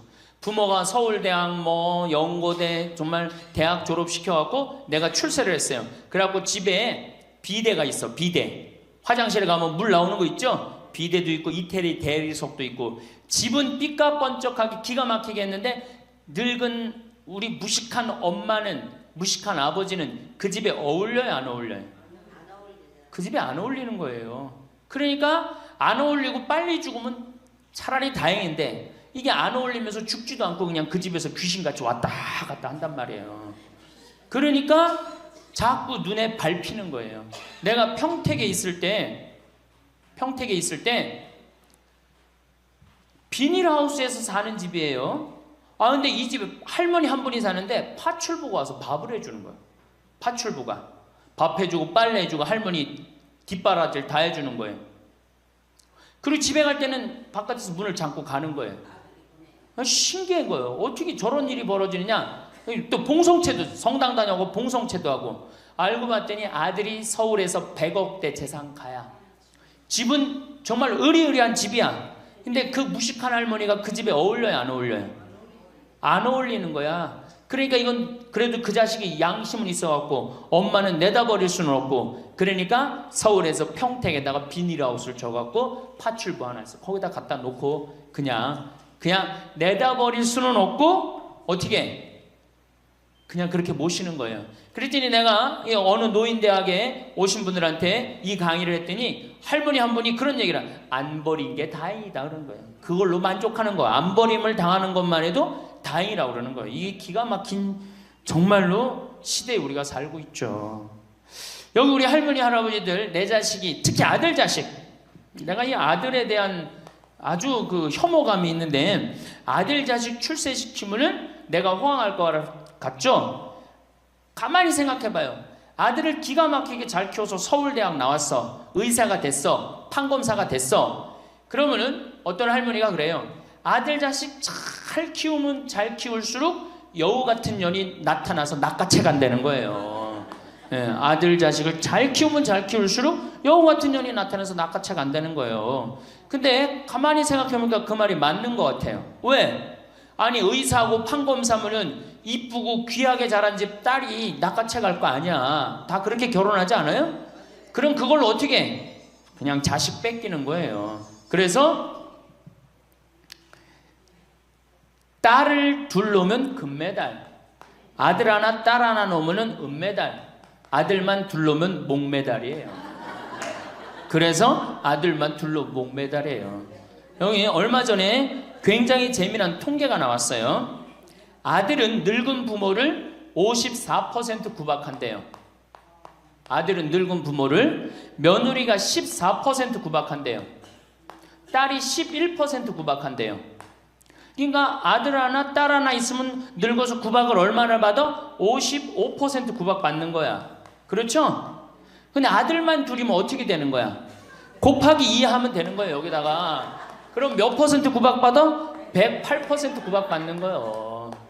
그러니까 아들 있다고 좋아하는 시대는 끝났다. 아들 있다고 좋아하는 시대는. 그리고 잘 키운 아들일수록 누가 나타나서 낚아채 간다?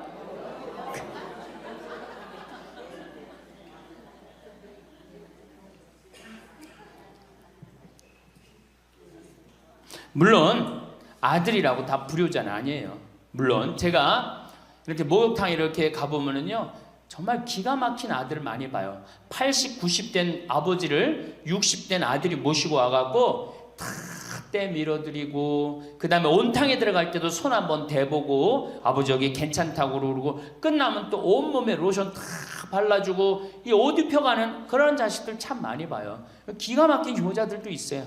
또 음식점에 가보면은 큰 늙은 그냥 꼬부랑 할머니 모시고 와갖고 고기 구워서 입에 넣어드리는 자식들도 참 많이 봐요. 그렇게 효도하는 자식들도 있는데 그 몇 퍼센트냐? 10% 이상 넘지 않을 거려. 우리 집도 이 둘째 아들이 기가 막힌 효자예요. 내가 봐도 참 효자예요. 좋은데 구경시켜드린다고 다 그 시와오 그 저기 뭐야 갈대숲 그리고 회도 사드리고 시간 되면 여행도 모시고 오고 기가 막혀요. 근데 그런 아들이 몇이나 되겠느냐?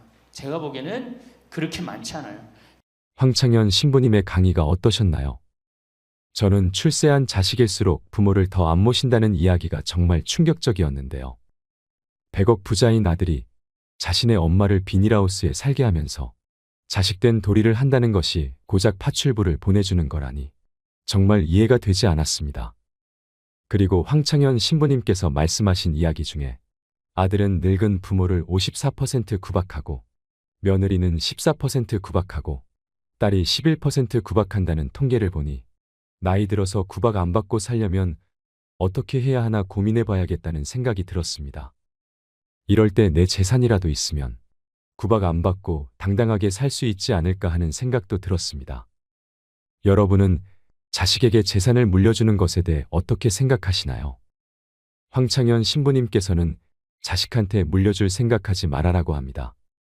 여러분들이 만약에 70살에 다 살았다고 생각하고 자식들한테 재산을 물려주는 순간 여러분들은 자식 잃어버리고 재산 잃어버리고 인생 잃어버리는 거라고 말하십니다.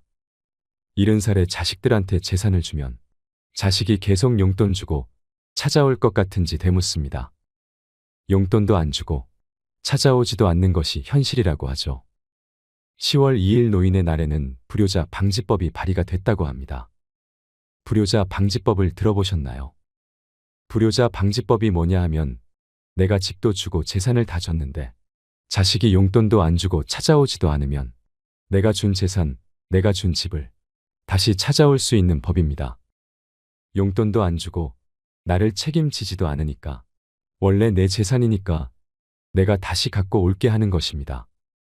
그런데 70살이 넘어서 내가 자식에게 준 재산 찾아오겠다고 법원에 소송 걸 수 있는 할머니들은 별로 없습니다. 그냥 참고 사는 것입니다. 속은 새까맣게 타들어가는데 참고 사는 것입니다.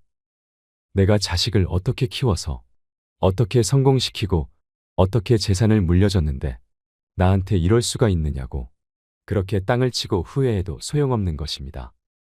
이 영상을 보시면서 어떤 깨달음을 얻으셨는지 댓글로 여러분의 소중한 의견을 공유해 주세요. 다양한 사람들과 허심탄회하게 이야기 나누면서 의미를 한 번 더 되새기신다면 가슴에 더욱 남을 것입니다. 이상으로 책틀맨이었습니다. 지혜를 쌓는 당신의 오늘이 아름답습니다. 더 좋은 영상으로 찾아뵙겠습니다. 할머니 할아버지들 자식 걱정해서 자식들한테 잔소리한들 자식들이 귀담아 듣습니까? 챙겨나면 귀담아 들어야 안 들어요? 뭐 한다 그래? 노망 떤다 그러지. 우리 엄마 아는 것도 없고 무식한데 웬 챙겨를 이렇게 하느냐고 엄마나 잘하라고 그러고 구박하죠. 그러니까 지금 우리 할머니 할아버지들도 자식 걱정할 때가 아니야. 이제는 누구 걱정해? 내 남은 여생을 어떻게 의미 있고 행복하게 지낼 것이냐, 그거 하나. 나 자식한테 부담 안 주고 내 속 썩이는 거, 나 하나 속 안 썩이고 나 혼자 행복하게 사는 게 진짜 그 좋은 거예요. 자식들에게 사업자금이다, 결혼자금이다, 이렇게 다 해주는 것이 당연한 걸까요? 내 모든 걸 다 바쳐 자식에게 다 주었을 때 자식들이 우리 부모님들께 더 잘하던가요? 그저 사랑으로 밀어주고 끌어주면 되는 줄 알고 해온 것들 때문에 비참한 노후를 보낼 수 있습니다. 이렇게 다 퍼주고 자식에게 기대감을 갖는다면 나중에 자신만 큰 상처를 받을 수 있습니다. 사람은 빨리 배신하는 자와 늦게 배신하는 자가 있을 뿐이라는 말이 있습니다. 자식도 그 예외가 아닙니다. 자식을 지원해 주는 것은 당연한 것이 아닙니다. 이 모든 것을 당연하다고 여겼다면 지금 당장 그 생각들을 버리셔야 합니다.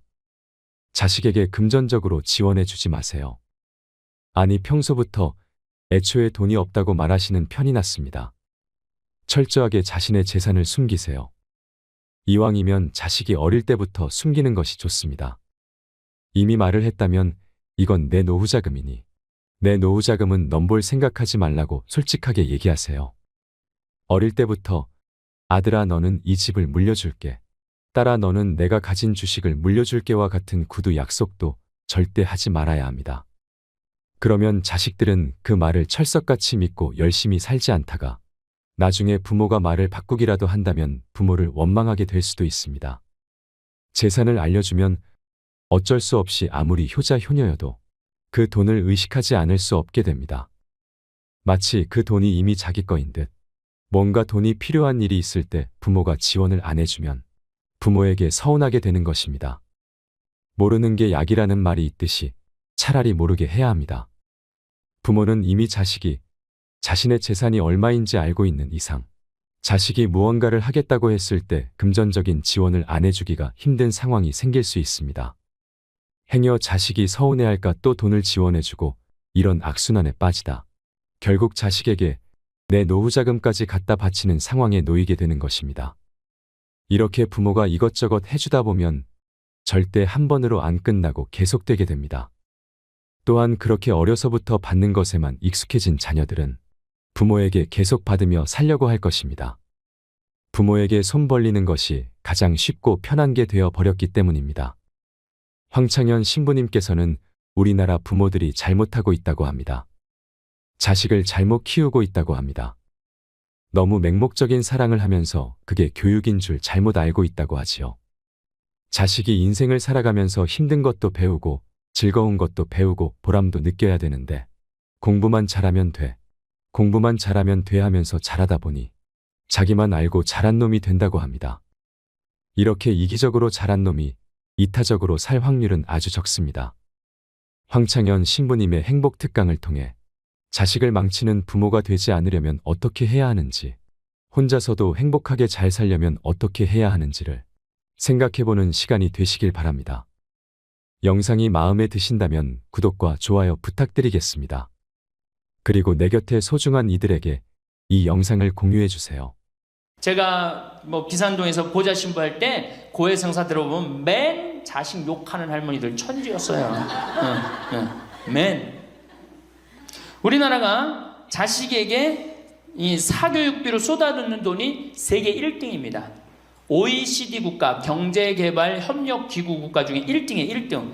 올해도 자식한테만 사교육비가 얼마 들어가? 20조 원을 쏟아넣었어요. 공교육비 말고 학교 가는 학비, 책값 이런 거 말고 학원 보내고 과외시키는 것만 20조 원을 쏟아놓은 거예요. 에이, 정신 나간 거죠. 이렇게 있는 돈 없는 돈 쏟아서 자식한테 쏟아붓는데 늙은 부모 안 찾아가기로 세계에서 1등이 어디예요? OECD 국가 중에 우리나라가 1등이에요. 엄청나게 받았는데 그거 부모한테 되돌려줘요? 안 되돌려줘요? 되돌려주지 않아요. 이게 받아만 한 자식은요 줄 모릅니다. 받아만. 근데 우리나라 부모님들이 교육을 정말 잘못하는 게 뭐예요? 초등학교, 중학교, 고등학교, 대학교, 대학원 장가 갈 때까지 어떻게 해? 다 해줘, 다 해줘. 자기 허리 휘는 거 모르고. 미국은요 10살이 돼 애가 10살이 되면은 동네에서 얘네들은 16살이면 운전면허증을 딸 수 있어요. 16살이면. 그럼 10살 생일 때 얘네들이 뭘 하느냐 하면은 동네에 돌아다니는 차, 자기 마음에 드는 차 있죠? 그걸 찍어요. 저 집의 아저씨 저 차는 내가 나중에 6년 후에 살 거다. 그 6년 후에 사면 우리나라는 당장에 6년 후에 누구한테 매달려? 엄마한테 사달라고 매달리잖아요. 근데 얘네들은 절대 안 그런다는 거예요. 그 차를 사기 위해서 아르바이트를 하는 거예요. 돈을 모으는 거예요. 이 미국의 대학생들은 아르바이트를 36% 하는데 우리나라 대학생들은 아르바이트를 5%밖에 안 해요. 그러니까 얘네들 6년 동안 돈을 모으는 거예요. 그러면은 자기가 그 차를 찍으면 그 차 주인은 알고 있어요. 저 아이가 내 차를 살라고 찍어 놓은 거다. 그럼 6년이 지나면 차가 꼬물될 것 같아? 안 꼬물될 것 같아? 꼬물되죠? 그래도 절대 안 판다는 거예요. 왜냐하면 찍어 놓은 아이가 있으니까. 그래갖고 6년이 지나면은 걔가 6년 동안 모아둔 돈이 얼마나 되겠어. 그래갖고 16살 때 운전면허증이 따면은 그 집에 온대요. 내가 아저씨 차 살라고 6년 동안 돈을 모았다. 근데 6년 동안 모아갖고 모자라잖아요. 근데 이미 차는 고물이 다 돼 있고, 그러면 그 아저씨가 너 잔디 앞으로 6개월 동안 깎어라. 그러면 내가 이 차를 줄 테니까. 그렇게 해서 자기 차를 구입한다는 거예요. 그러니까 걔네들은 미국의 아이들도 차 하나를 구입해도 어떻게? 아무리 부잣집 아이들 때더라도 다 자기가 아르바이트해서 하는 거예요. 그 16살만 되면 독립한다고 생각을 해요. 차 자기가 구입하죠. 집도 자기가 구입합니다. 결혼해서 살 집도 자기가 돈 벌어서 다 해요. 그리고 여자를 데리고 오지, 우리나라처럼 일단 여자 데리고 오면 부모님이 집 얻어주는, 이 기가 막힌 거죠. 여러분들, 우리나라 60대 되신 부모님이 자식 뒷바라지 책임져 주는 비율이 83%예요.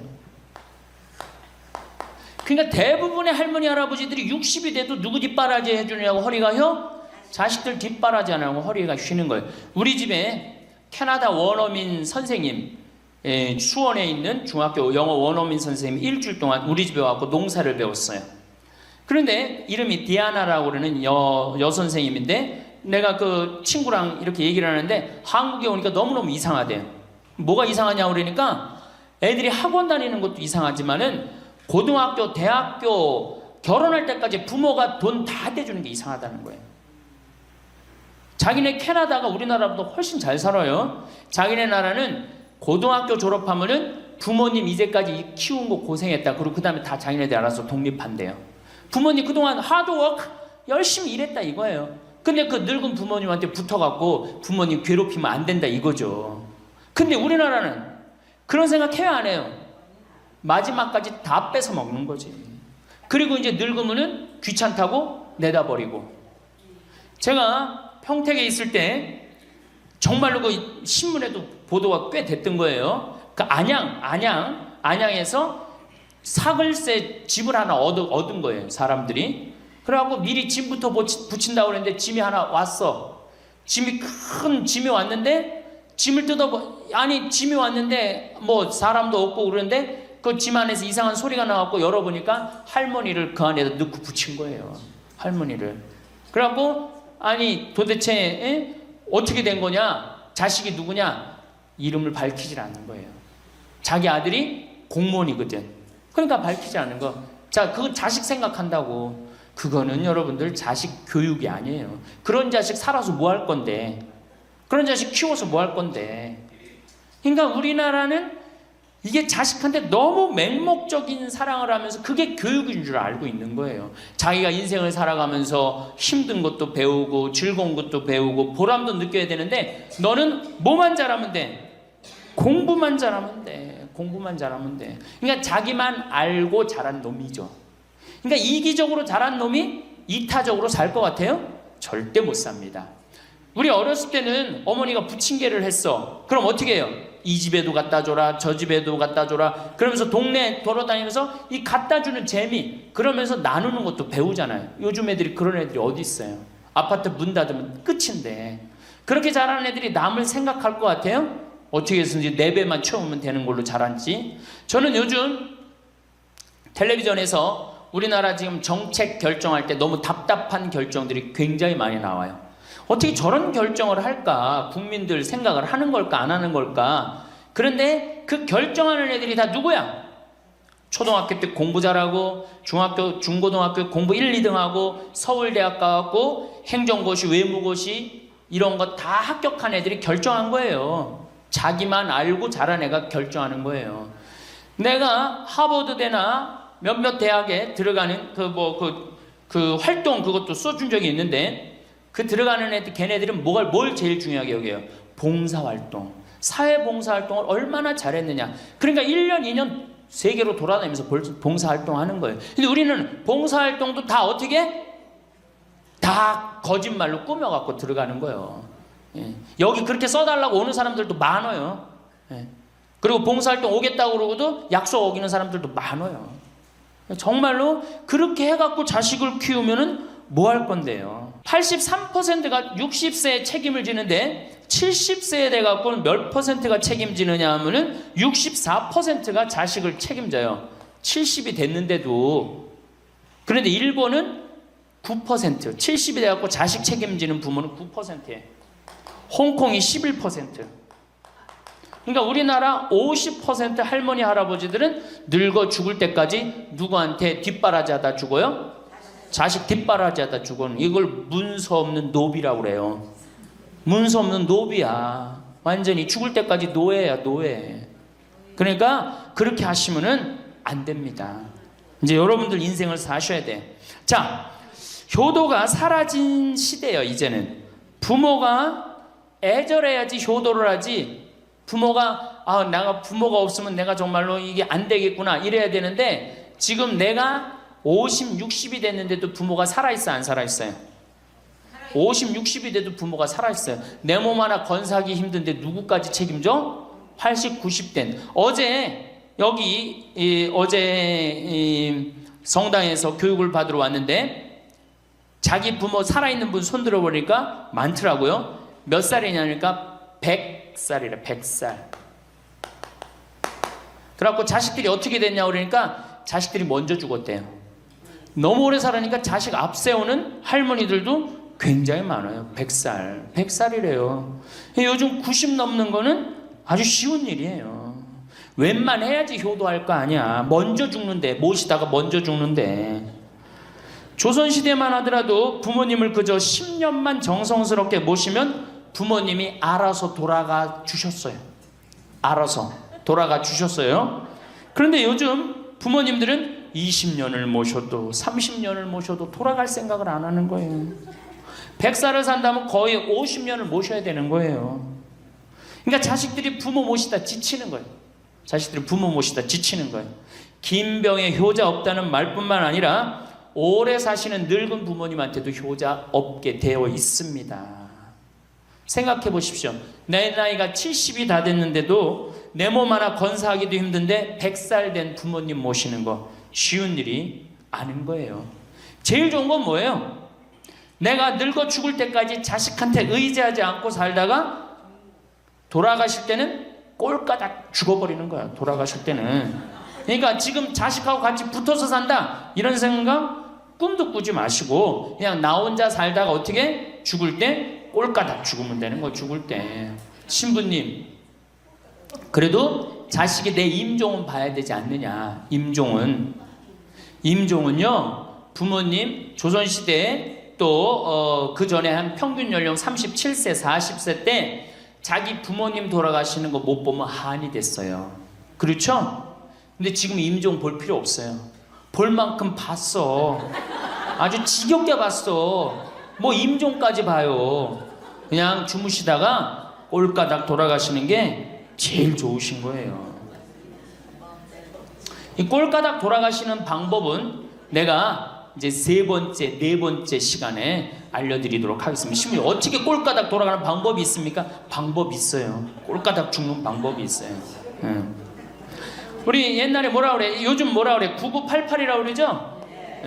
99세까지 팔팔하게 살아라.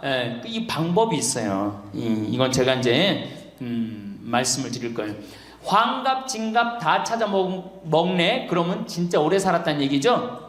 환갑은 몇 살 때 환갑 잔치를 해요? 60에 하죠. 그 다음에 진갑은 61. 진짜 오래 살았다고 그래서 진갑이야. 61만 살아도 진짜 오래 살아. 근데 요즘은 고희 70. 그렇죠? 그 다음에 희수 77, 미수 88, 백수 99. 이거 잔치하는 사람들 천치예요. 천치. 자식 하나 대학 졸업시키는데 드는 돈이 약 3억 정도 들어가요. 3억. 내 자식 둘을 졸업시켰다. 그럼 얼마가 들어가?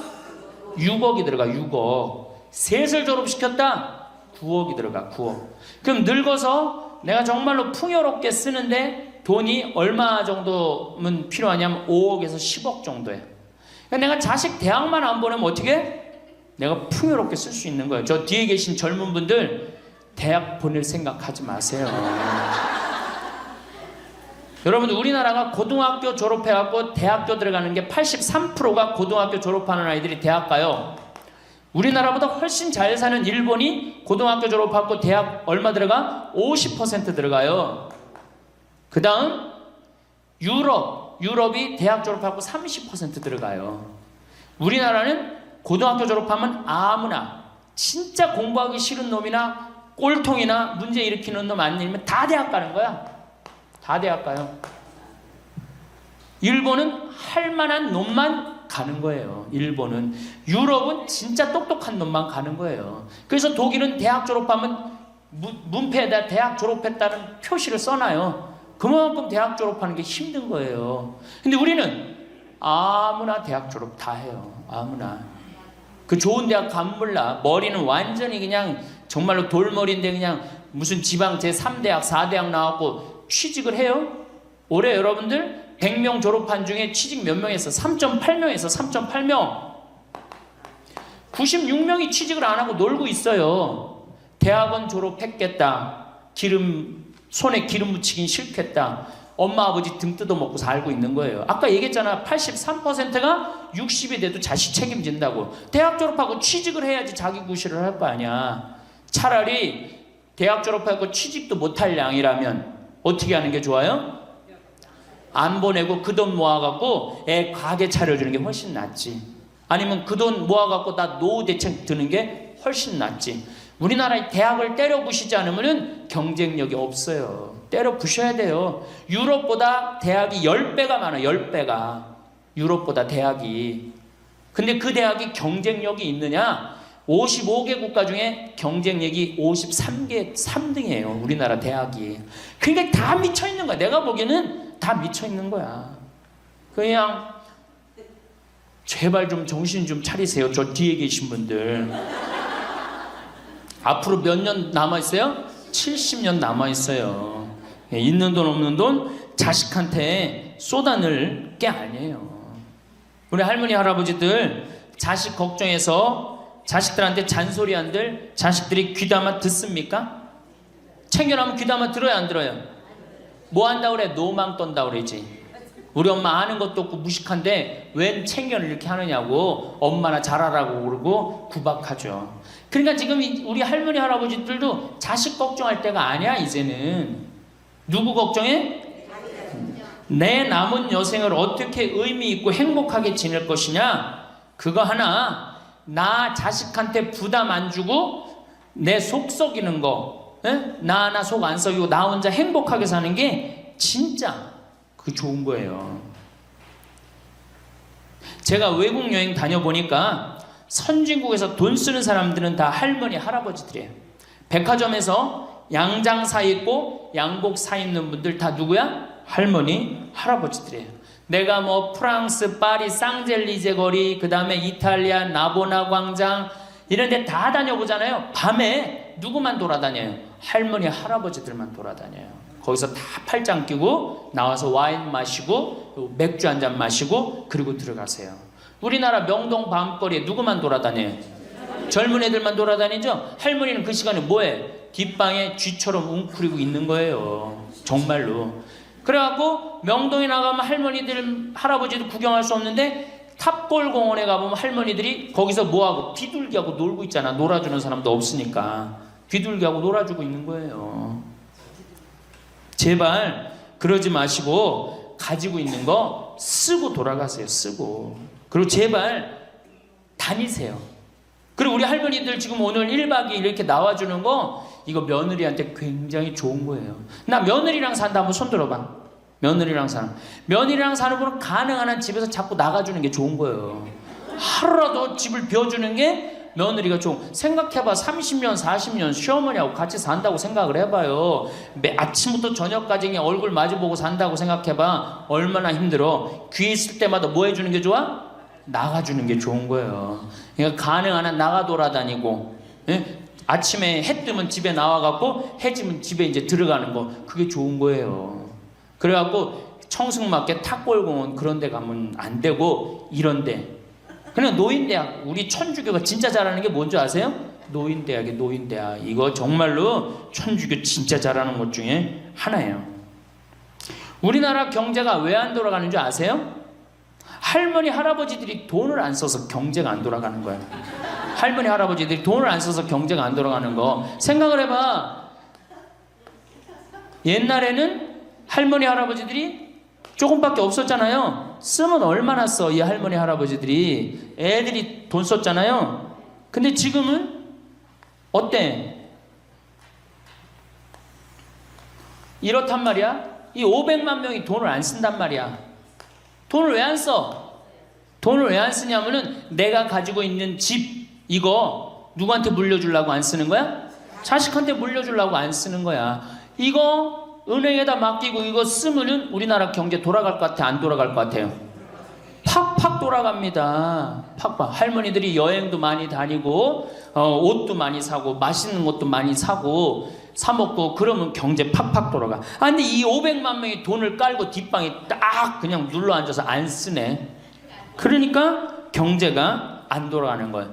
다 쓰시다가 돌아가실 때 통장에 500만 원만 남겨놓고 돌아가세요. 500만 원만 통장에 다 쓰다가, 아 신부님 500만 원으로 무슨 장례를 합니까?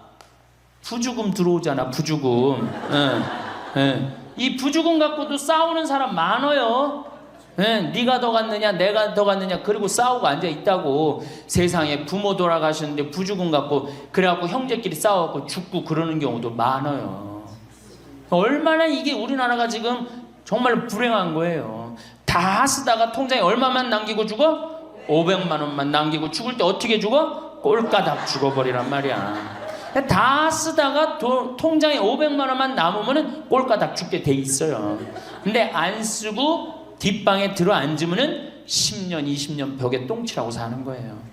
저는 우리 형제들한테 이미 공표했어요. 어머니가 돌아가시든지 아버지가 돌아가시든지 부주금 들어오면 형제들이 한 푼도 손 못 댄다. 그거 내가 다 가지고 과원이나 양론에 집 한 채 져준다. 어머니 이름이나 아버지 이름으로. 얼마나 멋있어. 그렇게 멋있게 살다가 가야 되지 않아요? 이건 죽으나 사나 내 자식밖에 모르고 사니 이게 얼마나 나라가 빡빡하고 답답해요. 우리나라 그냥 다른 빌 게이츠 240억 달러를 사회에 기증해놨잖아요. 우리나라는 어떻게 한 푼이라도 더 자식한테 재산, 돈 많은 사람들이 재산 자식한테 더 준다고 편법 쓰고 불법 쓰고. 아 정말 얼마나 답답해요. 우리 할머니들은 다 쓰다가 통장에 500만 원만 남기고 죽든지, 만약에 죽으려고 그랬는데도 아직도 돈이 남았다 그러면은 본당 신부한테 갖다 줘. 여러분 한신부한테 갖다 주란 말이야.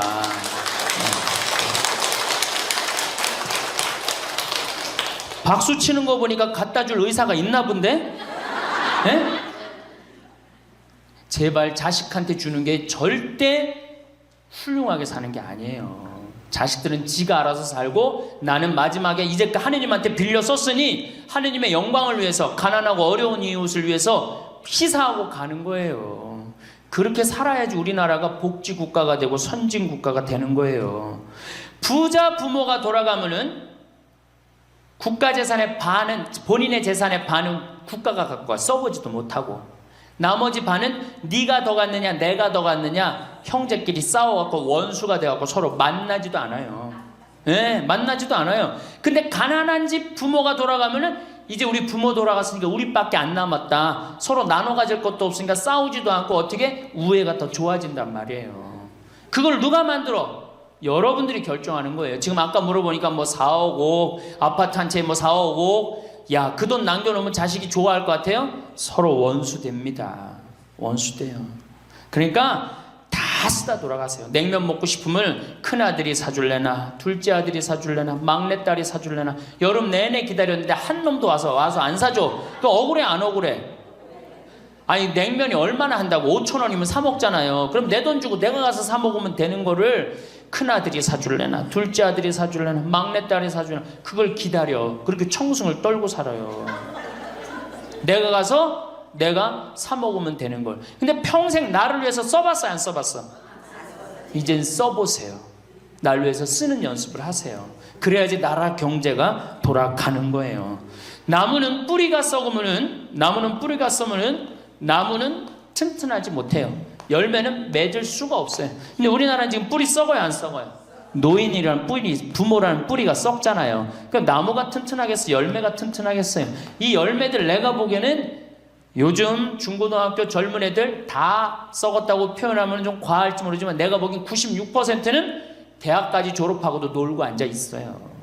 그러니까 제발 여러분들 그렇게 하지 마시고, 그렇게 할 양이라면 차라리 내가 남은 인생, 이제까지 자식 고생시켰고, 자식 공부하느냐고 고생했죠. 그렇죠? 그 다음에 노동해내냐고 고생했지. 이제 65세 넘어서 인생이 휴가 기간 아니야. 휴가라면 휴가를 멋있게 쓰다가 죽어야 될 거 아니에요. 이제 우리 할머니 할아버지는 휴가 아니야 지금? 휴가죠? 휴가라 오늘 여기 1박 2일 동안 온 거 아니에요 여기 지금? 그렇죠? 근사하게 살다가, 멋있게 살다가 죽을 때는 통장에 500만 원 남겨놓고 죽을 때는 어떻게? 꼴까당. 감사합니다. 황창현 신부님의 강의가 어떠셨나요? 영상을 보신 분들 중에는 나는 이렇게까지 해줬는데 자식들은 왜 내가 해준 만큼 해주지 않지라고 생각하며 자식과의 관계가 파탄에 이른 부모님들도 있을 것입니다. 물론 이것을 자식 탓으로만 보기는 어렵습니다. 요즘 강남 아파트들 중에서 빚 없이 산 집이 없다고 합니다. 전세집을 구하러 다니다 보면 그렇다고 하는데요. 그 이유가 예전에 무리한 대출로 집을 산 사람들이 있어서이기도 하지만 돈 많은 할아버지 할머니들이 집을 두어 채 사두시고 자식들에게 하나씩 물려주려다 생긴 일이라고 합니다. 하지만 이렇게 할 경우 세금이 문제가 되기에 작년쯤 하나 두 개 정도는 증여를 많이 하셨다고 합니다. 그렇게 자식들 이름으로 넘겨주니 자식들이 다니던 회사를 관두고 다른 사업한다고 증여받은 집을 대상으로 담보대출을 받았답니다. 이외에도 아버지 공무원 연금으로 빚잔치한 아들 이야기가 있습니다. 이 아들은 그 귀하디 귀한 아버지 연금을 빌리기 전에 자기가 나중에 돈을 벌어 부모를 다 모시겠다고 말했답니다. 결과는 어땠을까요? 당연히 아들은 그 약속을 지키지 않았습니다. 사람 욕심이란 게 참으로 무섭습니다. 이런 경우 말고도 내 노후 자금을 탈탈 털어 2억을 현금으로 주면서 결혼시킨 집도 있고 여러 가지 안 좋은 케이스들이 많습니다. 부모야 자식을 생각하는 마음에, 그리고 자식이 좀 더 쉽고 편하게 살라는 마음으로 그러시겠지만 그런 좋은 마음이 오히려 자식에게는 독이 될 수도 있습니다. 그러다가 부모 자식 간에 싸움이 나기도 한답니다. 하지만 이게 한편으로는 다 부모가 자식을 경제적으로 독립시키지 못해서 생긴 일이 아닌가 싶기도 해서 답답한 마음이 들기도 합니다. 부모님들께 감히 말씀드립니다. 자식들을 향한 맹목적인 애틋한 마음은 그만 접어두시고 힘들게 산다 하더라도 너무 주지는 마세요. 돈 벌기 어려운 거 알아야 부모 돈도 어려운 줄 안답니다. 저는 이것에 100% 공감합니다. 자립심을 길러주지 않고 돈만 주게 된다면 그 돈 소중한 줄 모르고 막 쓰고 다니다가 계속 부모에게 손 벌리는 경우가 부지기수입니다. 혼자서도 행복하게 잘 살려면 우리는 다음과 같은 것들을 준비해야 합니다. 첫째로, 우리는 혼자 있을 때도 할 수 있는 취미가 필요합니다. 할 게 없으니 다른 사람에게 관심이 가고 의존하게 되는 것입니다. 할 게 있다면 오히려 내 삶을 즐기기 바빠 자식들이나 다른 사람의 연락이 귀찮아질 수도 있습니다. 그만큼 하루를 재밌게 살 수 있습니다. 만약 자식들이 아니라 이런 취미 생활을 같이 할 수 있는 친구들이 있다면 더 만족한 삶을 살 수 있습니다. 둘째는 경제력입니다. 돈이 없다면 이런 취미를 만드는 것도 힘들어지게 되고 뭘 하려고 해도 할 수 있는 것이 없어지기 때문에 경제력은 굉장히 중요한 요소 중 하나입니다. 이러한 이유 때문에 더더욱 내 재산을 다 퍼주며 자식에게 지원을 해주지 않는 것이 현명합니다. 사실 나이가 들수록 돈을 벌기가 힘들어질 수도 있습니다. 그렇기 때문에 한 살이라도 젊을 때 모은 돈들을 자식에게 주지 말고 잘 아껴가며 생활하는 것도 중요합니다. 세 번째는 건강입니다. 건강하지 않다면 사는 것이 서러워집니다. 건강은 노후에는 필수적인 요소이며 앞으로도 많이 강조를 드리려고 합니다. 건강해야 취미도 만들고 하고 싶은 것을 할 수 있습니다. 건강은 아무리 강조해도 지나침이 없습니다. 우리 부모님들 아무리 힘든 일이 있더라도 꼭 건강만큼은 챙기셨으면 좋겠습니다. 오늘은 자식에게 기대지 않고 노후에 행복하게 지내는 법에 대해 이야기를 드렸습니다. 부모님들은 내가 낳은 자식은 절대 배신 안 할 거라고 하지만 이렇게 자식에게 내 인생이 좌지우지되게 놔두는 것보다 내가 혼자서도 잘 사는 방법들을 조금씩 연습해 보면 어떨까요? 이상으로 책틀맨이었습니다. 지혜를 쌓는 당신의 오늘이 아름답습니다. 더 좋은 영상으로 찾아뵙겠습니다.